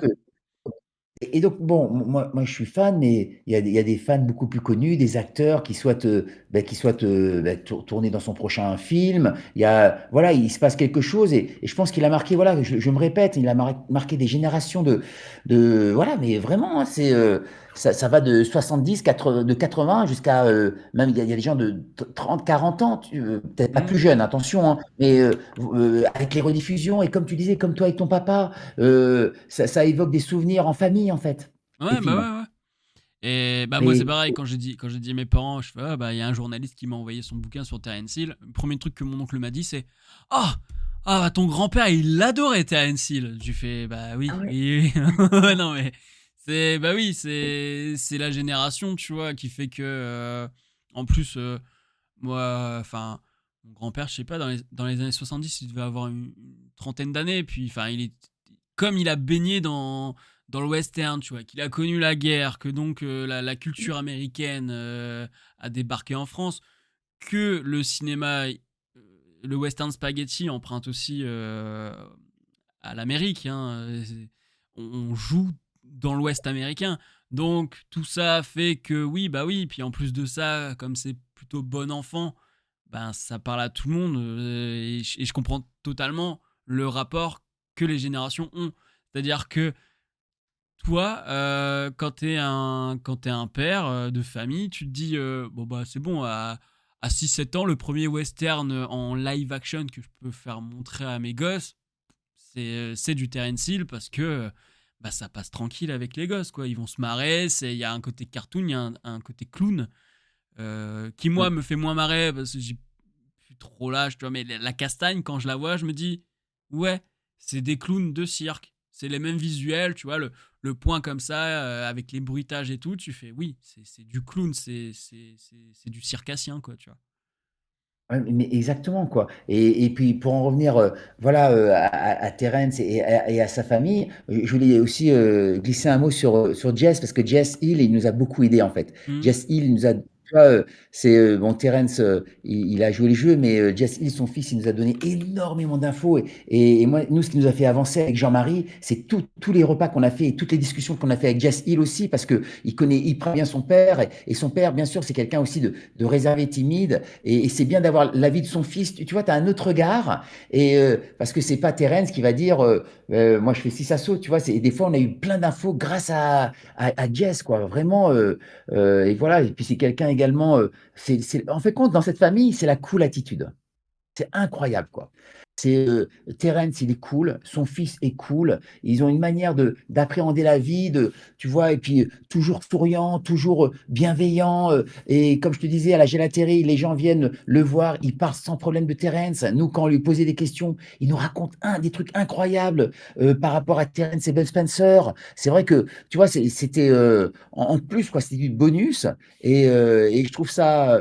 Parce qu'il aurait pu ne pas le faire. Tu vois, si toi, ton papa avait été célèbre, un grand acteur, peut-être que ça t'aurait fatigué, tu vois, alors que lui, non, il jouait le jeu aussi, quoi. Jess comme Terence, ils se sont dit, mais non, c'est pour les fans, en fait. C'est pour nous, les deux premiers, Jean-Marie et moi, et les fans à travers le monde, en fait. C'est fou. Et j'en reviens au fait que il y avait pas, il aurait dû avoir un bouquin ou plusieurs bouquins avant. C'est c'est- Mhm. c'est étonnant. C'est Mais étonnant. au-delà Vraiment. des fans, enfin, je tiens quand même à ajouter, moi je trouve que c'est pas qu'un bouquin pour les fans, parce que moi, tu vois, qui suis pas, je te dis, à part Lucky Luke que Oui. j'adore, moi quand je l'ai lu, je me suis dit, ça y est, c'est le moment. Ça fait des années que je me dis, il faut que je vois ces films. Et en fait, t'as tellement, avec Jean-Marie, vous avez tellement transmis votre amour pour Mmh. Terence et même le duo, parce que Bud Spencer a quand même une belle place aussi dans le bouquin, faut pas l'oublier. Ouais, Ben, vous avez ouais. tellement transmis votre amour, je me suis dit, ah, mais ils en parlent trop bien, je suis obligé, par respect pour ces mecs et pour Terence Hill, de regarder au moins un petit peu sa filmo. Et donc j'ai commencé par quoi? J'ai commencé par deux Super Flics parce que c'était dispo sur Filmo, je crois. Ouais, sur Filmo. Et d'ailleurs, je suis étonné, sur les plateformes, t'as pas énormément de Terence Hill et de Bud Spencer, hein. Et donc, j'ai commencé par ça. Après, j'ai regardé Mon nom est personne. J'ai regardé Trinita. Euh, J'en ai regardé un quatrième. Bah, j'ai regardé un peu de Lucky Luke aussi. Et je me dis, bah, ça y est, quoi. Maintenant, il faut que je regarde la suite de Trinita. Faut que j'aille. Je suis assez curieux d'aller voir aussi sa période italienne sous son vrai nom. J'ai envie d'aller voir ça. Ouais, Je me doute que ça va pas être des films sensationnels parce que c'est pas non plus. Enfin, je veux dire, j'ai lu tous les titres. Il y en a pas un seul que je connais. ouais, ouais. Mais donc du coup, ouais, je suis assez curieux. En plus, là, il est en train de me regarder avec ses beaux yeux bleus. Donc, et d'ailleurs, dans Mon nom est personne, à un moment, je me suis dit, c'est son fils à Henri, enfin au personnage d'Henri Fonda, à Beauregard, tu vois, parce que les Ouais. yeux bleus qu'ils ont tous les deux, tu fais, waouh, c'est un truc de fou. Mmh. Donc, ouais, non, Et moi, j'invite les gens, au-delà des fans, vraiment à se procurer le bouquin pour découvrir Terence Hill. Et ça sert aussi de guide pour voir les films bien précis. Parce que les films dont tu parles, c'est il y en a certains qui reviennent régulièrement. Il va y avoir Trinita, il mmh, va y avoir Mon nom est personne, il va y avoir quelques films tournés à Miami. Et puis, il y en a d'autres. Je suis allé regarder un petit peu le reste de la filmo et je dis, ouais, il en a pas trop parlé de cela. Et quand je vois sur Captain Watch, qui est un réseau social de films et séries, on a un mmh. algorithme en fonction de nos goûts, tu vois, tout ça. J'ai regardé certains films, je vois, il me met 3,8 sur 10 ou un truc comme ça. Oui, évidemment, ça peut pas être qu'une filmo parfaite, quoi. Il y a bien des déchets par-ci par-là, hein, comme dans toute carrière. Mais surtout, on a eu des anecdotes au top. Vraiment, sur certains films, même nous, ça nous faisait rire. Et c'est ça, j'espère que les gens, ils vont butiner, parce que voilà, c'est une histoire de cinéma, en fait. Ouais, Au-delà au-delà de l'acteur, ah ben, voilà, pour ceux qui sont passionnés de cinéma, c'est une histoire de cinéma avec tous les imprévus, avec plein d'anecdotes, parce que ça se passe jamais bien, les films. Et voilà, c'est une autre histoire. Et c'est ça qui est chouette. C'est juste pour. Je pense que les passionnés de cinéma pourront s'y retrouver, en fait, même s'ils sont pas fans de Terence Hill, mm. mais montrer. Tu vois, là, récemment, je me suis pris une claque. Faudrait que je sais pas si tu l'as vu, la BD sur George Lucas. Tu l'as pas vu, non? Ah non, Il y a, du il y a une tout. BD qui vient de sortir et c'est sur justement comment il a lancé Star Wars, en fait. La BD est topissime et j'ai appris plein d'anecdotes. J'étais comme un gamin. Tu vois ce que je veux dire? Parce que moi, je suis fan de Star Wars, mais de cinéma, et c'est l'envers du décor, parce que Mm. tu crois qu'un film, tu le vois à la fin, tu dis c'est magnifique, mais non, il y a des années de galère, il y a que des problèmes, ouais, je te le conseille. La BD, elle est topissime. Ah bah ouais, ça m'intéresse. Et d'ailleurs, tu parles de. Enfin, c'est vrai que pour l'envers du décor, des gens qui savent pas trop comment fonctionne le cinéma, son économie et tout, il y a des petites anecdotes par-ci par-là, notamment sur la deuxième équipe sur Mon nom et personne. Tu fais, waouh, un tout petit problème peut engendrer un truc de malade mental sur un tournage, quoi, et t'es obligé de te débrouiller comme tu peux. Oui, les succès, ça se joue à rien, en fait. Quand tu regardes, en fait, quand tu te plonges dans le cinéma, tu te dis, voilà, voilà, ça aurait pu s'arrêter, il y a eu des problèmes, c'est fou. Et puis c'est ça, le cinéma, c'est qu'à un moment donné, tu as de la magie. Le film sort et après, il a sa vie, quoi, mais il y en a certains qui auraient jamais dû sortir, en fait, et ça s'est joué à rien, quoi, à Hum, hum. rien. Non, ah non, non, mais c'est chouette. Bon, en tout cas, franchement, s'il y a d'autres questions, moi, je suis OK à répondre à Ouais, toutes les bah questions, hein. alors, je crois que Néocosmique a balancé un petit pic à Salut l'ami, adieu le trésor. Parce qu'il a dû écrire ça quand j'ai dit qu'il y en avait qui étaient moins bons. Et il a répondu comme Salut l'ami, adieu le trésor. Donc, Oui, d'accord. Ouais. et ouais, Néocosmique nous dit, je ne savais même pas qu'il avait joué et réalisé un remake de Don Camillo. Et oui, c'est-à-dire que le Don Camillo que vous connaissez avec Fernandel n'a rien à voir avec celui de Terence Hill, hein. Il joue au foot et tout. C'est ça qui est démentiel, c'est que Terence Hill, déjà, il était culte. C'est qu'à un moment donné, dans le remake, lui, il fait une scène un match de foot. Et Terence, il s'est dit, mais moi, j'aimerais avoir des vrais Ne joueurs. dis pas. Et Non, il a, non, non. Il est en train de griller ses cartouches. Vous le saurez en lisant le d'accord, bouquin. d'accord. Ouais, t'as raison, c'est vrai, t'as raison, mais c'est fou. En fait, Parce que quand moi, tu, j'ai lu ça, j'ai fait, mais c'est une dinguerie. Ça sort ouais, d'où ça? Incroyable.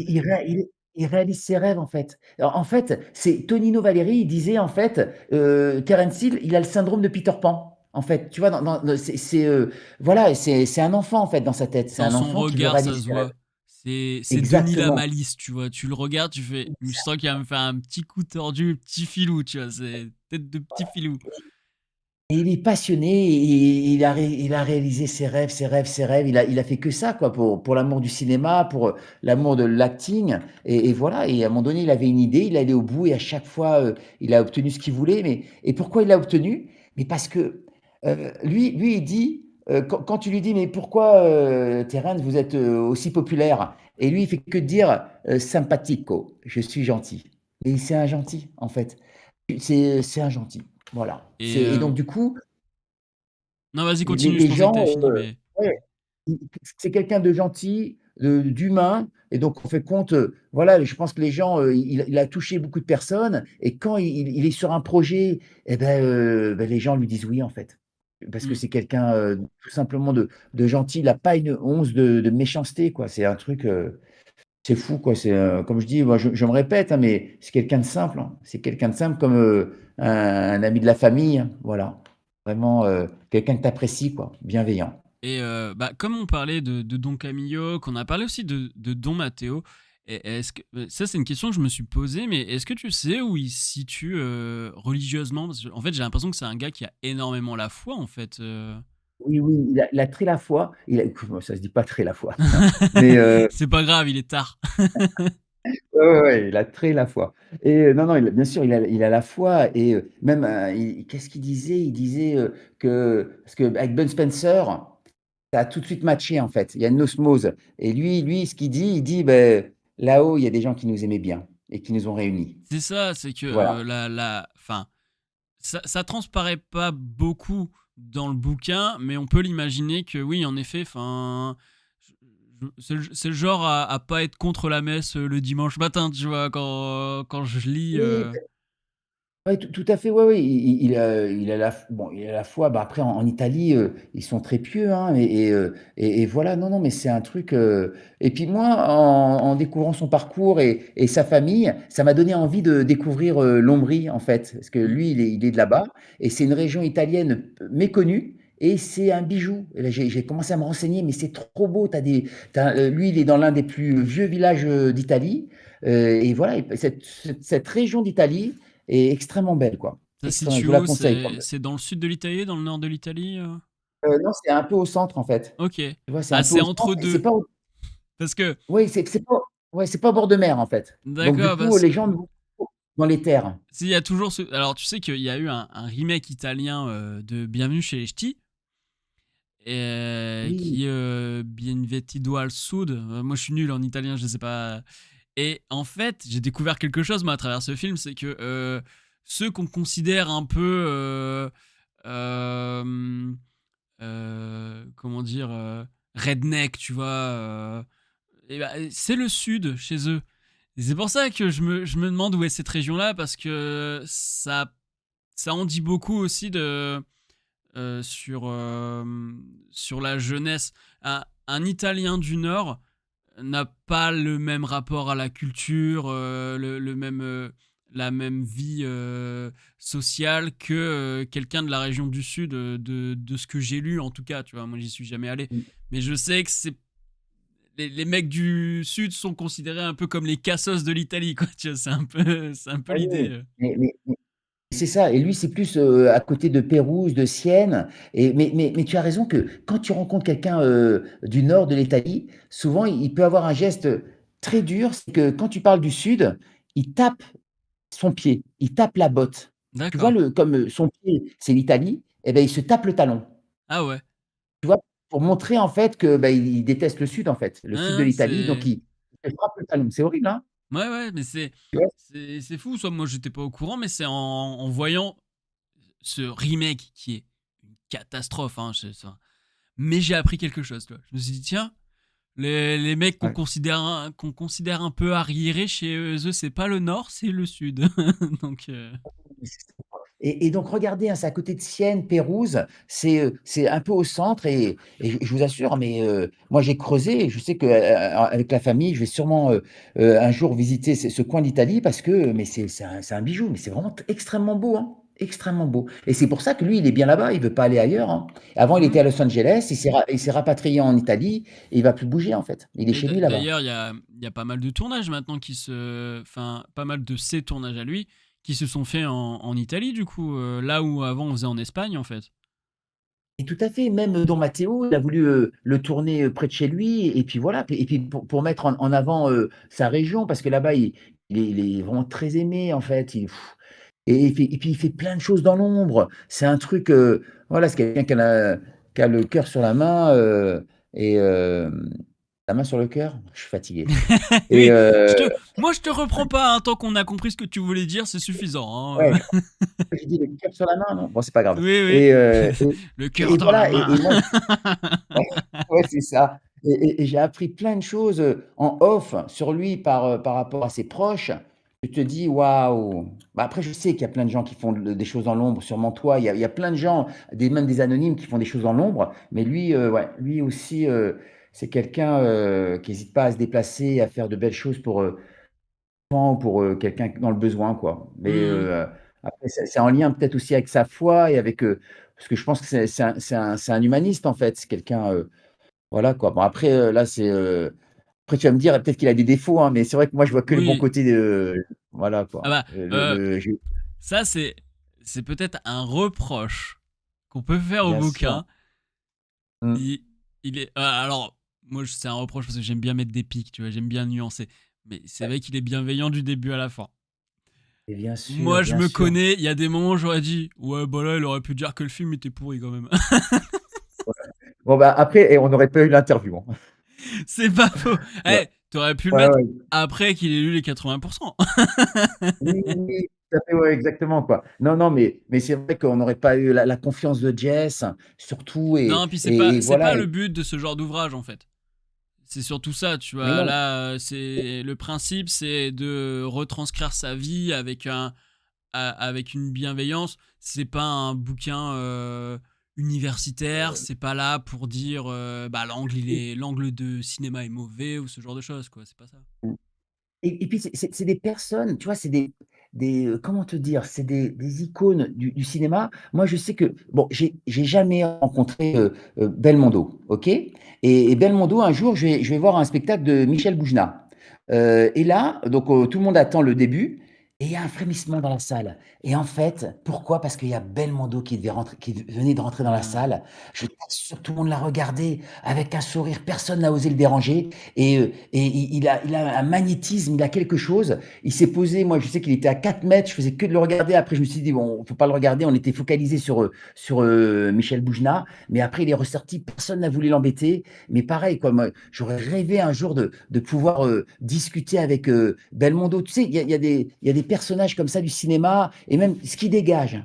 Tu vois ce que je veux dire? Mhm. Et il a rendu plein de téléspectateurs et de spectateurs heureux en fait, avec plein de films. Et quand tu le vois dans les interviews, même quand tu apprends des choses sur lui, mais pareil, c'était un sourire, Belmondo. C'est quelqu'un de fabuleux, quoi. Et Ouais. quand tu rencontres moi, j'ai déjà rencontré des journalistes qui l'ont fréquenté, bah, ils disent que du bien de lui, quoi. C'est quelqu'un solaire. Tu vois, un peu comme Mhm. Terence Hill. Toi, il y a des personnages, et tu peux fouiller, hein. Il y a pas une once de mal. Comme avec, tu as des acteurs comme ça, charismatiques, solaires, et qui ont mené leur carrière sans écraser un tel ou un tel. Et voilà, quoi. Ouais, Belmondo aussi, ouais, exactement. C'était un acteur fabuleux, quoi. Fabuleux. Ça, Belmondo, c'est un truc que j'ai ressenti énormément dans les archives. Quand, mais après son AVC, tu vois. C'est-à-dire que Oui. malgré l'AVC et tout, toujours la patate, envie de se marrer et tout, je fais bordel, à l'âge qu'il a, après un AVC, il trouve encore le temps de se marrer comme un gamin en fait, tu vois, c'est trop fort. Et puis tu vois, le sourire. Tu vois, s'il y avait un truc en commun entre Belmondo et Terence Hill, c'est le sourire, en fait. C'est des gens qui sourient. Mhm, carrément.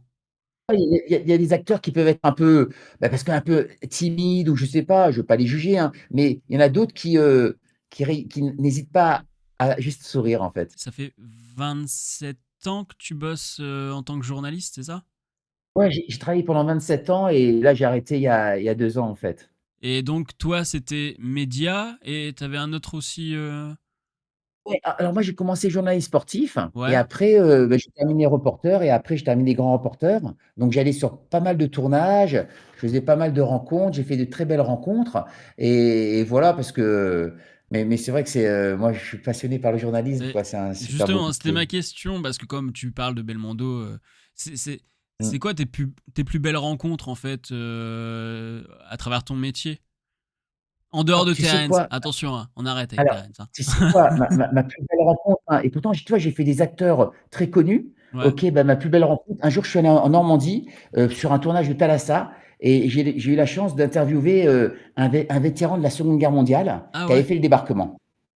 Et je t'assure, mais c'était un Américain et il m'a bouleversé. Et après, je l'ai accompagné en fait, tu sais, au cimetière, justement, tu sais, un des cimetières de Normandie. Et Mhm. les gens, quand ils l'ont vu, parce que tu sais, il avait ses décorations, tout le monde a afflué vers lui et ils lui ont dit: «Thank you sir, thank you sir, thank you sir». Et voilà, c'était un héros de guerre Ouais. et qui m'a raconté en fait le débarquement et le reste, qui te racontait qu'en fait compte dans le bateau, il s'est lié d'amitié comme tu vois des frères avec plein d'autres jeunes, anglais, américains, français et tout. Et après le débarquement, ils étaient plus que 2 dans sa compagnie. Ah ouais, c'est Donc chaud, en hein. fait, quand tu te lies avec des gens et juste après le débarquement, vous êtes plus que 3 en fait, tu les as tous perdus et après il te raconte et donc c'est fou, hein, mais ma plus belle rencontre, c'est lui en fait. C'est lui parce qu'il a marqué l'histoire et voilà, il a vécu alors à 18 ans, il a vécu l'enfer. Après, il y en a plein de gens comme ça, mais voilà, de toute ma carrière, c'est lui qui m'a, vraiment bouleversé, hein. Tu te dis: «Oh là là là là, Ah bah ouais, enfin, pas possi». c'est-à-dire qu'en en un seul être humain, t'as toute une histoire, tu vois. Tu fais. En fait, quand tu le vois, même, Et tu vois au-delà de son histoire à lui, tu vois. mais oui, parce qu'en fait, compte, nous, on connaît les films, en fait. C'est ça? Moi, je me rappelais tu sais, Il faut sauver le soldat Ryan. J'y ai Tu pensé. vois? Quand tu m'as parlé de débarquement, c'est le film auquel on pense. J'ai pensé à Band of Brothers, j'ai pensé à toutes les séries, tous les films et après, en fait, compte quand tu rencontres une personne qui a vécu, en fait, cette campagne et cette guerre, oh là là et en fait, c'était, tu mais comme le public, quand ils l'ont vu, mais à la fin, tu as envie de lui dire, «Merci monsieur», quoi. «Merci monsieur». Bah ouais. J'ai envie de dire, c'est la moindre des choses, quoi. Tu vois. Quand on t'envoie Oui, au oui. casse-pipe comme ça, tu fais, bah, la moindre des choses, c'est au moins qu'on me dise merci, même après toutes ces années, quoi. C'est logique. Oui, oui, c'est et donc voilà et après, bien sûr, tu fais d'autres rencontres, mais après tout le monde, dans tous les métiers, tu fais de belles rencontres, hein. Là, je te dis, même sans quand tu es journaliste, bien sûr, tu peux rencontrer, des gens célèbres, mais dans la vie, au quotidien, tu peux faire des belles rencontres juste au coin de la rue, quoi. Ah bah ouais, ouais. Non, Mais moi, des gens les gens qui bossent dans le métier audiovisuel, tout ça, enfin, ceux avec qui j'ai les meilleures relations, c'est pas les plus connus, hein. C'est souvent les mecs qui sont comme moi, qui sont plus dans le. Disons qu'ils ont un taf alimentaire à côté et qu'ils font ça par passion. Il y a une sorte de lien en mode, ouais, toi aussi tu galères. Ouais, moi aussi je galère. Ah bah ouais, bah, copain. Moi j'ai fait des rencontres hasardeuses dans les trains et tout parce que je suis fils de cheminot, donc je vais te dire, des trains j'en ai pris. J'ai croisé les Bogdanov, j'ai croisé ouais, Yann Moix. Ah, Yann Moix, alors là, c'est la meilleure anecdote que je peux avoir, je peux te le dire. C'était un. J'ai quand même. J'ai dit, ouais, podium, j'ai adoré. Cinéman, un peu moins. J'étais gentil, j'ai dit un peu moins. Et il m'a répondu, du pur Yann Moix. Il m'a répondu, eh ben, vous avez tort. c'est C'est tout? le gosse, je fais, il est comme à la télé.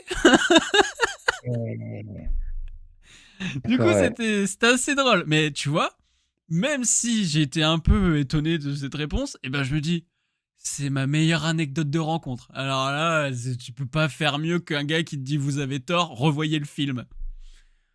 D'accord. OK, d'accord et il a pas argumenté, quoi? Non, il a rien dit, Non, son argument, c'est les gens commencent à mieux le revaloriser. C'est le même Ouais, argument que ça marche au box-office, donc c'est bon, tu vois. Non, non. Du coup, j'étais poli, j'ai dit, d'accord, je le reverrai. Peut-être que je me suis trompé, je le reverrai. Je l'ai toujours pas vu, mais mais, j'ai ouais, dit, non, mais du Purian Mox, quoi, comme à la télé. non, mais après, j'avoue que, moi, j'ai du mal à être critique, en fait, parce que je me dis, même si le film est moyen, moi, je me suis toujours dit que peut-être c'est pas ce que voulait faire le réalisateur. Parce qu'en Oui, fait, il bien y a tellement sûr. de paramètres dans le cinéma. Tu as le budget, tu as bon, il y a plein de paramètres et je pense que, certains, pensaient faire un grand film et au final, beh, tu as des péripéties qui font que tu as pas réussi à, bah, faire ce que tu voulais, en fait. Et c'est vrai que par rapport à la critique, moi j'aime bien, bah, déjà, à chaque fois dans un film, je pense tu trouves une belle scène où tu vois, il y a toujours un truc qui est pas mal. Non, en revanche, toi comme moi, comme sûrement, les followers, tes followers, on rencontre plein de gens intéressants. Et moi, je trouve que dans le cinéma, il suffit de raconter la vie de certains pour faire des films fabuleux, au lieu de faire des remakes, tu vois ce que je veux dire? Ou tout Hmm. ça et en termes de scénario, c'est vrai que tu as des vies, mais tout le monde autour de soi a dans sa famille ou parmi ses proches des gens qui ont des vies, mais hallucinantes. Tu vois ce Mais que je veux dire? carrément. Du Victor Hugo, en fait, c'est Les Misérables et en fait, tout ce qu'il faut, c'est ouais, c'est, raconter encore plus raconter la vie des gens au lieu de faire, et après il y a des bons remakes, hein, mais tu vois, je trouve que des fois les scénars, ils sont pas topissimes, en fait. Pas Hmm. top. Mais après, tu vois, il y a énormément de scénarios qui sont pas top, mais le film est sublimé par une réalisation, tu vois. Oui, bien sûr. Oui, bien tout à fait par, un truc, moi je sais que tu vois, en termes de réalisation, la plus grosse claque que je me suis pris récemment, en fait, c'est pour une série, c'est Peaky Blinders. Ah oui, ouais, ouais. Et et j'ai trouvé par rapport à la lumière, par rapport à tout ça, bon, bah, l'histoire tout est bien, mais tu vois des fois tu te dis: «Waouh!» tu te prends une claque en fait. Tu vois par rapport à la réalisation. Après il y a d'autres films, hein, mais en série, sur cette série là, j'avoue que moi il y avait des épisodes, tu te dis: «Mais c'est d'une beauté quoi, c'est c'est Mhm. c'est de l'art en fait, c'est de l'art». Et même chose, au cinéma, tu peux retrouver ça aussi, mais moi ça avait il y avait moi je bloque sur des plans des fois. Tu sais en cinéma, je bloque sur des plans et il y a des plans, tu te dis: «Mais ah, comment il a fait?» C'est trop beau. Ah ouais, c'est les plans de Michael Mann, de nuit. Oui. Dès qu'il y a de nuit, dès que c'est la nuit dans son film, je fais, ça y est, alors, comment il a fait son plan? Comment il est joli? Et en plus, euh, comme c'est filmé de nuit, bah, t'as un ISO assez élevé, mais du coup, ça génère énormément de grains à l'image, tu vois. Bah, ce grain à l'image, chez certains, ça peut être totalement dégueulasse. Et bah, chez Michael Mann, c'est juste, tu fais, ça rend le film encore mieux, en fait, d'avoir ce grain-là au milieu de la nuit, la ville de nuit, quoi. Tu fais, bordel. Donc, et c'est ça que tu dis, quand tu dis que même dans les films les plus mauvais, on peut trouver un truc intéressant. Moi, je prends toujours en exemple Doom. Voilà, Doom. Oui, Doom. Doom, le film est nul sur énormément de points. Ils jouent tous faux, enfin, il n'y a rien qui va, mais il y a une scène qui est incroyable, c'est la scène de FPS. C'est la scène vue à la première personne qui reprend exactement la même esthétique que le jeu vidéo. Ouais. Et ça, bah, je l'ai vu, je l'ai étudié à l'université. À l'université, on m'a fait regarder La Maison de Cire avec Paris Hilton. Parce qu'il y a Ouais. un moment qui est incroyable et qui questionne la place du simulacre, du simulacre d'un être humain à travers la cire, ce genre de choses, tu vois. Donc, et c'est quand j'ai des universitaires qui sont enseignants depuis 15 ans en université, qui me balancent des films aussi nuls pour me dire, il y a un truc intéressant dedans, que je me dis, ah ouais, même le pire film au monde, il a quelque chose à dire. Il y a toujours un truc à dire sur un film qui peut être intéressant. Donc quand tu l'as dit tout à l'heure, ça m'a fait extrêmement plaisir parce que je suis totalement d'accord avec ça. Alors moi, il y a un autre truc sur lequel, je bloque. Tu vois, un truc tout bête. Et donc je suis allé voir, à la première Mon nom est personne. Je me suis Mhm. pris une claque et je rentre, tu vois, je rentre avec mon petit vélo et je me dis: «Imaginons ce film retire la musique d'Ennio Morricone». Ah, bah, tu sais que j'ai regardé ce film-là. Parfois ça castagne et il n'y a pas de musique. Et bah tu dis, waouh, c'est mou. Donc ouais, il y a mais de toute façon c'est toujours pareil. Hein, c'est comme un orchestre, un film. S'il te manque le piano ou le violoncelle dans ta partition, ben tu sens qu'il manque quelque chose et qu'il n'est pas abouti le morceau. Bah là, c'est exactement pareil. Et toi qui as tu une expertise, tu as plusieurs expertises, dont une sur, Stallone, mais imaginons Rocky sans la musique. Alors, je pense que Rocky sans la musique peut très bien fonctionner, mais je pense que ça ressemblerait plus à un film de Cassavetes qu'à un film de John Advilsen, tu vois. Ce serait vraiment... Parce que déjà, le film est très naturaliste de base, en tout cas dans sa manière de montrer Philadelphie, hein, pas dans sa manière de filmer la boxe. Et donc, il y a un côté très naturaliste qui est typique des années 70, et je pense que sans musique, eh ben, on serait encore plus dans cette volonté de naturalisme qu'on peut retrouver chez un John Cassavetes à la même époque, tu vois. Mm. Parce que, tu vois, moi, il y a une scène, mais tu sais quand, en fait, compte dans Rocky 2, Ouais, elle est elle est allongée, elle est à l'hôpital et elle lui dit: «Win» ouais, ouais, ouais. et tu as la musique qui part. Moi, cette scène, mais elle me met une pêche incroyable et tu vois, il y a une dramaturgie, la musique, tout, s'accentue. Mais Tu vois, il y a donc je pense que le Rocky qui marcherait le moins bien sans sa musique, c'est le 4. Le 4 est tellement filmé comme un clip de MTV que tu dis, ben, s'il n'y a plus de musique, il n'y a plus rien dans ce film, en fait, tu vois. Il est symptomatique des années Reagan, ce film, il est incroyable pour ça. et donc pour finir ce que je disais en fait compte la musique c'est un personnage Ah bah oui, totalement. et dans, Mon nom et personne, bah, personne il y a pas à chercher quoi, ce personnage si c'était, une autre musique, tu sais un peu plus, fade ou, tu vois monotone, mais non, non, non, il manque le c'est un trio en fait, il y a, Terence Hill, Henry Fonda Et la musique. et Et Ennio le Morricone. thème principal, quand tu l'entends, bah moi j'ai toujours cette impression, tu sais, de... Comme un petit diablotin, tu vois, que tu verrais pas à l'image, mais qui voit tout ce qui se passe, tu vois, et qui est là, qui fout un peu le bordel partout, tu vois. C'est un peu l'idée que Et ça me donne. Comme si c'était un compère de Terence Hill, ouais. mais invisible en fait. Mais comme s'il l'entraînait dans ses conneries en fait, tu vois. Je trouve ça trop cool. Et pourquoi j'ai pensé à ça? Parce que sur le retour, après avoir quitté la séance, j'avais la musique dans la tête. Ah Je faisais ouais, non tin, mais. tin, tin, Ah ouais. tin, tin, tin. J'avais ça, j'ai eu ça pendant 3 jours. Tin, Et tu maintenant sais, bah, non, je ça l'ai fait maintenant encore, 3 voilà. jours que je l'écoute en boucle sur Spotify. C'est pas Mais je vrai! te jure. Et en plus, parce que je la connaissais cette musique, mais je me rappelais plus qu'elle venait de ce film. Donc le film démarre et c'est cette musique. En plus, moi, tu vois, j'ai la télé Bravia, Sony Bravia, le son à fond, machin. Et alors là, je m'ambiance tout seul dans mon salon. Tin, tin, tin, tin, tin, C'est tin. ça. Et je suis tout seul. Je me dis, mais s'il y a quelqu'un qui rentre dans le salon, bah alors là, il va se foutre de ma gueule. Et c'est Mais incroyable. Le lendemain, je vais à la boulangerie, vas-y, j'écoute ça dans les oreilles et je le mets en boucle. Je mets juste cette musique-là parce que si je ne l'écoute pas tous les jours, là, elle va rester en tête. Donc, il faut que je l'écoute un maximum pour m'en débarrasser. Et là, je suis vraiment dans ce moment où je me dis, je vais jamais m'en sortir parce que là, je l'ai dans la tête tout le temps. ah mais c'est exactement ça, quoi. Mais bon, après, bah, tu vois, maintenant, je l'ai maintenant. Voilà, je l'ai Ah dans la bah tête, c'est bon. oui, c'est... Et on a Néo Cosmic qui nous dit que la chevauchée des Valkyries version Mon nom et personne est géniale. Et c'est clair que ça débarque de nulle part. Au moment... En plus, tu t'y attends pas à ce qu'ils reprennent la chevauchée. Et d'un coup, elle débarque, tu fais...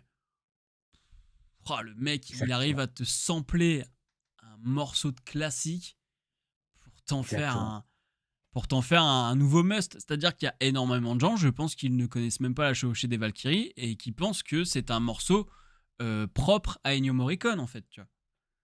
Exactement, c'est vrai. Alors là, c'est une super remarque. C'est un truc, c'est pareil, un coup de boost en fait. C'est un ensemble. Mais c'est fou, hein. Et lui, et je sais que il y a un réalisateur qui m'avait dit ça en fait. C'est qu'en fait, compte sur les films de Sergio Leone, en fait, tu avais les baffes. Il amenait les baffes. Je sais pas si tu le sais. Hmm. Et la musique à fond.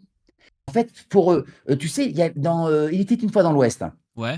Il était une fois dans l'Ouest, en fait, et beh, il y avait une scène, ça marchait pas trop, c'était avec, je sais plus quelle scène et il a posé les baffes, il a mis la musique à fond de Ennio Morricone et tout de suite ça allait et il y a des réalisateurs, en fait, j'en ai rencontré 3 qui ont un peu le même système que Sergio Leone. Ce qu'ils font, c'est quand ils filment, et beh, ils entendent la musique avec quand ils sont au cadre. Tu vois ce que je veux dire? Ouais, Pour, pour essayer et de compléter le rythme. oh, il y a une musicalité et pour que voilà, pour qu'il y ait une ambiance et tout et je trouve ça super, en fait et Sergio Leone, lui, tout de suite, il a compris. Il a compris que voilà, la musique, de son ami Ennio Morricone était tellement importante que, en fait compte, c'était la scène où en fait compte, il y avait, oui, c'était la scène où tu as les rails, l'actrice principale se balade, tu as les ouvriers qui la sifflent ou je sais plus quoi et Ouais. la scène rendait pas très bien. Et dès qu'il a lancé le son, il y a eu autre chose. Voilà, c'était cette scène-là. Et tu l'as vu le documentaire Ennio, du coup? Non, je l'ai pas vu. Waouh. Je l'ai pas vu au moment de sa sortie, mais mon cinéma l'a diffusé quelques mois plus tard. Je suis allé le voir en salle. Oh là là. Incroyable. Incroyable. J'en avais des frissons. Parce que déjà, t'apprends énormément de choses. Mais alors, te taper toute la playlist d'Ennio Morricone dans une salle de cinéma, Mmh. c'était génial. Et puis après, bah, j'ai regardé The Mission avec De Niro parce que c'est la musique d'Ennio Morricone. J'ai regardé Il était une fois en Amérique parce que c'est la musique d'Ennio Morricone. J'ai tout enchaîné. J'ai tout enchaîné. Et c'est. Franchement, si tu peux voir le documentaire, fais-le. Mais Mais oui, je à comprends. condition que tu aies un bon son. C'est pas. Parce que moi, D'accord. tu sais, comme je bosse dans un lycée, ces générations, je regarde sur mon téléphone ou je regarde sur maximum une tablette, tu vois. Ce film-là se regarde avec le son de malade et un écran potable parce que parfois ils te reprennent des scènes, enfin des, ouais si des scènes et des plans de films. Quand t'as The Mission avec le crucifix qui tombe de la cascade, Ouais. c'est à voir sur grand écran quoi. Même si tu vois pas le film en entier sur grand écran, au moins tu as ce plan sur grand écran et c'est galvanisant. Tu ressors de là, tu mets playlist Ennio Morricone et tu rentres chez toi. C'est Oui, c'est génial. ça. Ah, faut que je le voie, je te remercie, parce que ouais, il faut que je le voie, faut que je le voie. Ah, c'est un truc de fou, quoi. Oh là là, mais je te remercie. Tu vois, là, je vais le noter. Oh là là, mais carrément, mais dès Ah dès bah ouais, demain. ouais. Ah, mais c'est cool en Donc, tout cas et t'as ça à regarder merci. et t'as Ouais, ce machin là à regarder. ouais, exactement. Franchement, ah non, mais c'était vraiment voilà, tu sais, j'ai pas vu le temps passer. Ah oui, non, mais C'est un je t'avais dit. Je t'avais dit, c'est au un truc début, de fou. on va tâtonner, on va chercher, et puis au fur et à Ouais mesure, ça va être tranquille. Et et tu sais malgré les petits aléas du direct de connexion, ça s'est très bien passé, et tu verras qu'au montage, ça sera encore mieux. ah ouais, c'est cool. Mais tu vois, ça me fait penser à une citation de Winston Churchill. Churchill, il disait, «On gagne sa vie avec ce que l'on reçoit, mais on la bâtit avec ce que l'on donne» et toi, tu donnes beaucoup. Eh bah, je connaissais pas cette phrase, mais eh ben, je suis entièrement d'accord avec Churchill. Et C'est tu donnes énormément. Je te le dis, tu donnes énormément. Eh bah, ça fait plaisir parce que bah, c'est ce que j'aime faire. Puis enfin, tu dis que je donne énormément, mais enfin d'un autre côté, alors là oui, c'est la séquence émotion, hein, on se on se caresse, voilà. Mais enfin, moi quand je reçois des trucs comme ça, je ne peux pas juste dire ok merci au revoir. Enfin, il y a tellement Mmh. de travail là-dessus que je peux bien prendre 2 heures pour en parler là ce soir et inviter les gens à l'acheter parce que j'ai retenu le Merci monsieur de dire beaucoup. énormément d'anecdotes parce que sinon il allait donner tout le bouquin en direct. Mais voilà, Heu, je ouais, rappelle, ouais. hein, il y a des. Enfin, regardez, j'ouvre une page. À chaque fois que j'ouvre une page, c'est incroyable. Voilà, mise en page incroyable. Il y a de la lecture partout. Alors là, des petites images d'archives et tout. Il y a tout, il y a tout. Et à la fin, si vous voulez aller encore plus loin, évidemment, ce sont des gens qui savent écrire et qui citent leurs sources, hein, contrairement à énormément de youtubeurs qui donnent l'impression qu'ils inventent tout, alors qu'en fait, ils ont été piochés dans des livres sans jamais les citer. Ça, c'est. Je déteste ça. Donc, il y a les références à la fin. Il faut savoir. Oui, petite question qui n'a. Enfin. Mais du coup, comment t'as fait? Parce que ta bibliographie, elle est enfin, principalement italienne et allemande. Mmh. Il a fallu que tu traduises du coup tout ça. Oui, oui, en fait compte, pour tout te dire, j'ai acheté plusieurs livres allemands Ouais, et je les ai tu sais, tu as la possibilité de les traduire et j'ai lu, pas mal de bouquins, quand on a commencé le bouquin, j'ai lu tous les bouquins, ce que sur, il y a des bouquins, tu sais, sur Bud Spencer, qui parlent de Terence Hill, des bouquins sur Terence Hill, mais pas avec de photos, tu vois? Juste des bouquins comme ouais, ça, ouais. et j'avoue qu'en Allemagne, ils en ont beaucoup, en Italie aussi, et je me rappelle que je faisais que de les lire avec Kindle et je traduisais. Tu vois, je faisais que des copier-coller. Oh, Tu sais, le tu as la temps que possibilité de ça a dû traduire prendre. et un boulot de dingue, mais et après j'ai dû couper les infos parce que je suis journaliste, donc j'ai dû couper les infos parce qu'il y a eu plein d'erreurs. Il y a plein d'erreurs aussi dans les articles, et après tu te rends compte que voilà, non, il suffit qu'un journaliste fasse une erreur et après, tu sais, C'est tout le monde répété. reprend la même erreur Mais c'est ce et que disait l'article du Point d'ailleurs. C'était notifié dans l'article du Point que, en effet, il y avait déjà pas mal de trucs qui avaient déjà été écrits dans d'autres langues, mais qu'il y avait des erreurs de date et tout. Enfin, du coup, ça remet les pendules à l'heure. C'est ce que disait le Point. Ça remet les pendules à l'heure, ce bouquin. Voilà. et donc voilà, moi j'ai lu beaucoup de bouquins en allemand que je traduisais et après je prenais plaisir et du coup j'ai trouvé des perles, surtout dans la bio dans les bouquins de Bud Spencer parce que il racontait plein de choses sur Terence Hill et donc c'est ce qu'il me fallait quoi. Il me fallait, tu vois, des choses étonnantes à raconter et en fait compte il fallait le truc le plus complet parce que voilà, tu te dis voilà, tu as envie de faire un bon travail et pour tout le monde en fait, parce que tu as envie de faire le bouquin dont tu rêves en fait. Et bah, franchement, c'est réussi. Je le rappelle, on l'appelle Terence Hill. 39 €. C'est rien, c'est rien, c'est rien pour ce que c'est, franchement. Je le redis, hein, mais enfin, j'ai tellement vu des bouquins qui coûtaient une blinde, même des trucs à 60-70 balles. Quand tu les ouvres, tu dis, bah ok, j'ai rien appris parce qu'il y a des hors-séries de Mad Movies qui en ont parlé ou Ouais. quoi. Donc d'ailleurs, j'invite. On sait jamais si Frédéric Sigrist de France Inter tombe là-dessus et qui veut faire une émission sur Terence Hill. Faut appeler Alexandre. Voilà, tout Ah, c'est simplement. gentil, merci beaucoup, hein, merci, hein. Mais bon, j'espère qu'on aura encore de la presse et que les gens surtout vont apprécier le bouquin, c'est l'essentiel. Mais tout ce que je peux vous dire hein, avant de vous quitter, le prochain Trinita, c'est une bombe, c'est une bombe. Ah ouais. Bah, Voilà, si franchement il a l'argent, si franchement il a tout ce qu'il veut, le scénario il est topissime, topissime, mais d'une force. C'est, non, tout le monde les gens vont se régaler, quoi. Mais maintenant après, voilà, tu sais comment commence un film, tu sais pas comment il se termine, mais ouais, ça va être du grand c'est ça. Trinita. Les gens de YouTube, si vous regardez cette vidéo, enfin ce long entretien qui doit être aux alentours d'1h50 hein, avec les découpes et tout, ce qui est déjà pas mal, bah n'hésitez pas à partager en masse, allez acheter le bouquin, allez acheter le bouquin. Et là, ceux qui nous regardent en ce moment, même si Noël c'est dimanche, et bah c'est pas grave. Noël il arrive en retard, mais c'est impeccable pour les vacances scolaires. Voilà une petite lecture, voilà même pour un week-end parce que ça se lit très vite et c'est pas parce que ça se lit très vite qu'il n'y a pas d'infos, hein, c'est juste que c'est un plaisir. Donc, bah, n'hésitez pas à partager sur les réseaux sociaux, à nous dire en commentaire ce que vous avez préféré, les anecdotes. Et puis, bah, dites-nous quel est votre Terence Hill préféré ou votre Bud Spencer. Hein. Moi, il faut que je vois Banana Joe, par exemple, tu vois. Parce que je connais la musique, j'adore la musique. Banana Joe me fait rire. Est-ce que tu as encore un petit mot à ajouter avant qu'on se quitte? Non, je te remercie toi et je remercie ta communauté. Merci à vous tous. Et bah, on se dit à la prochaine. Salut!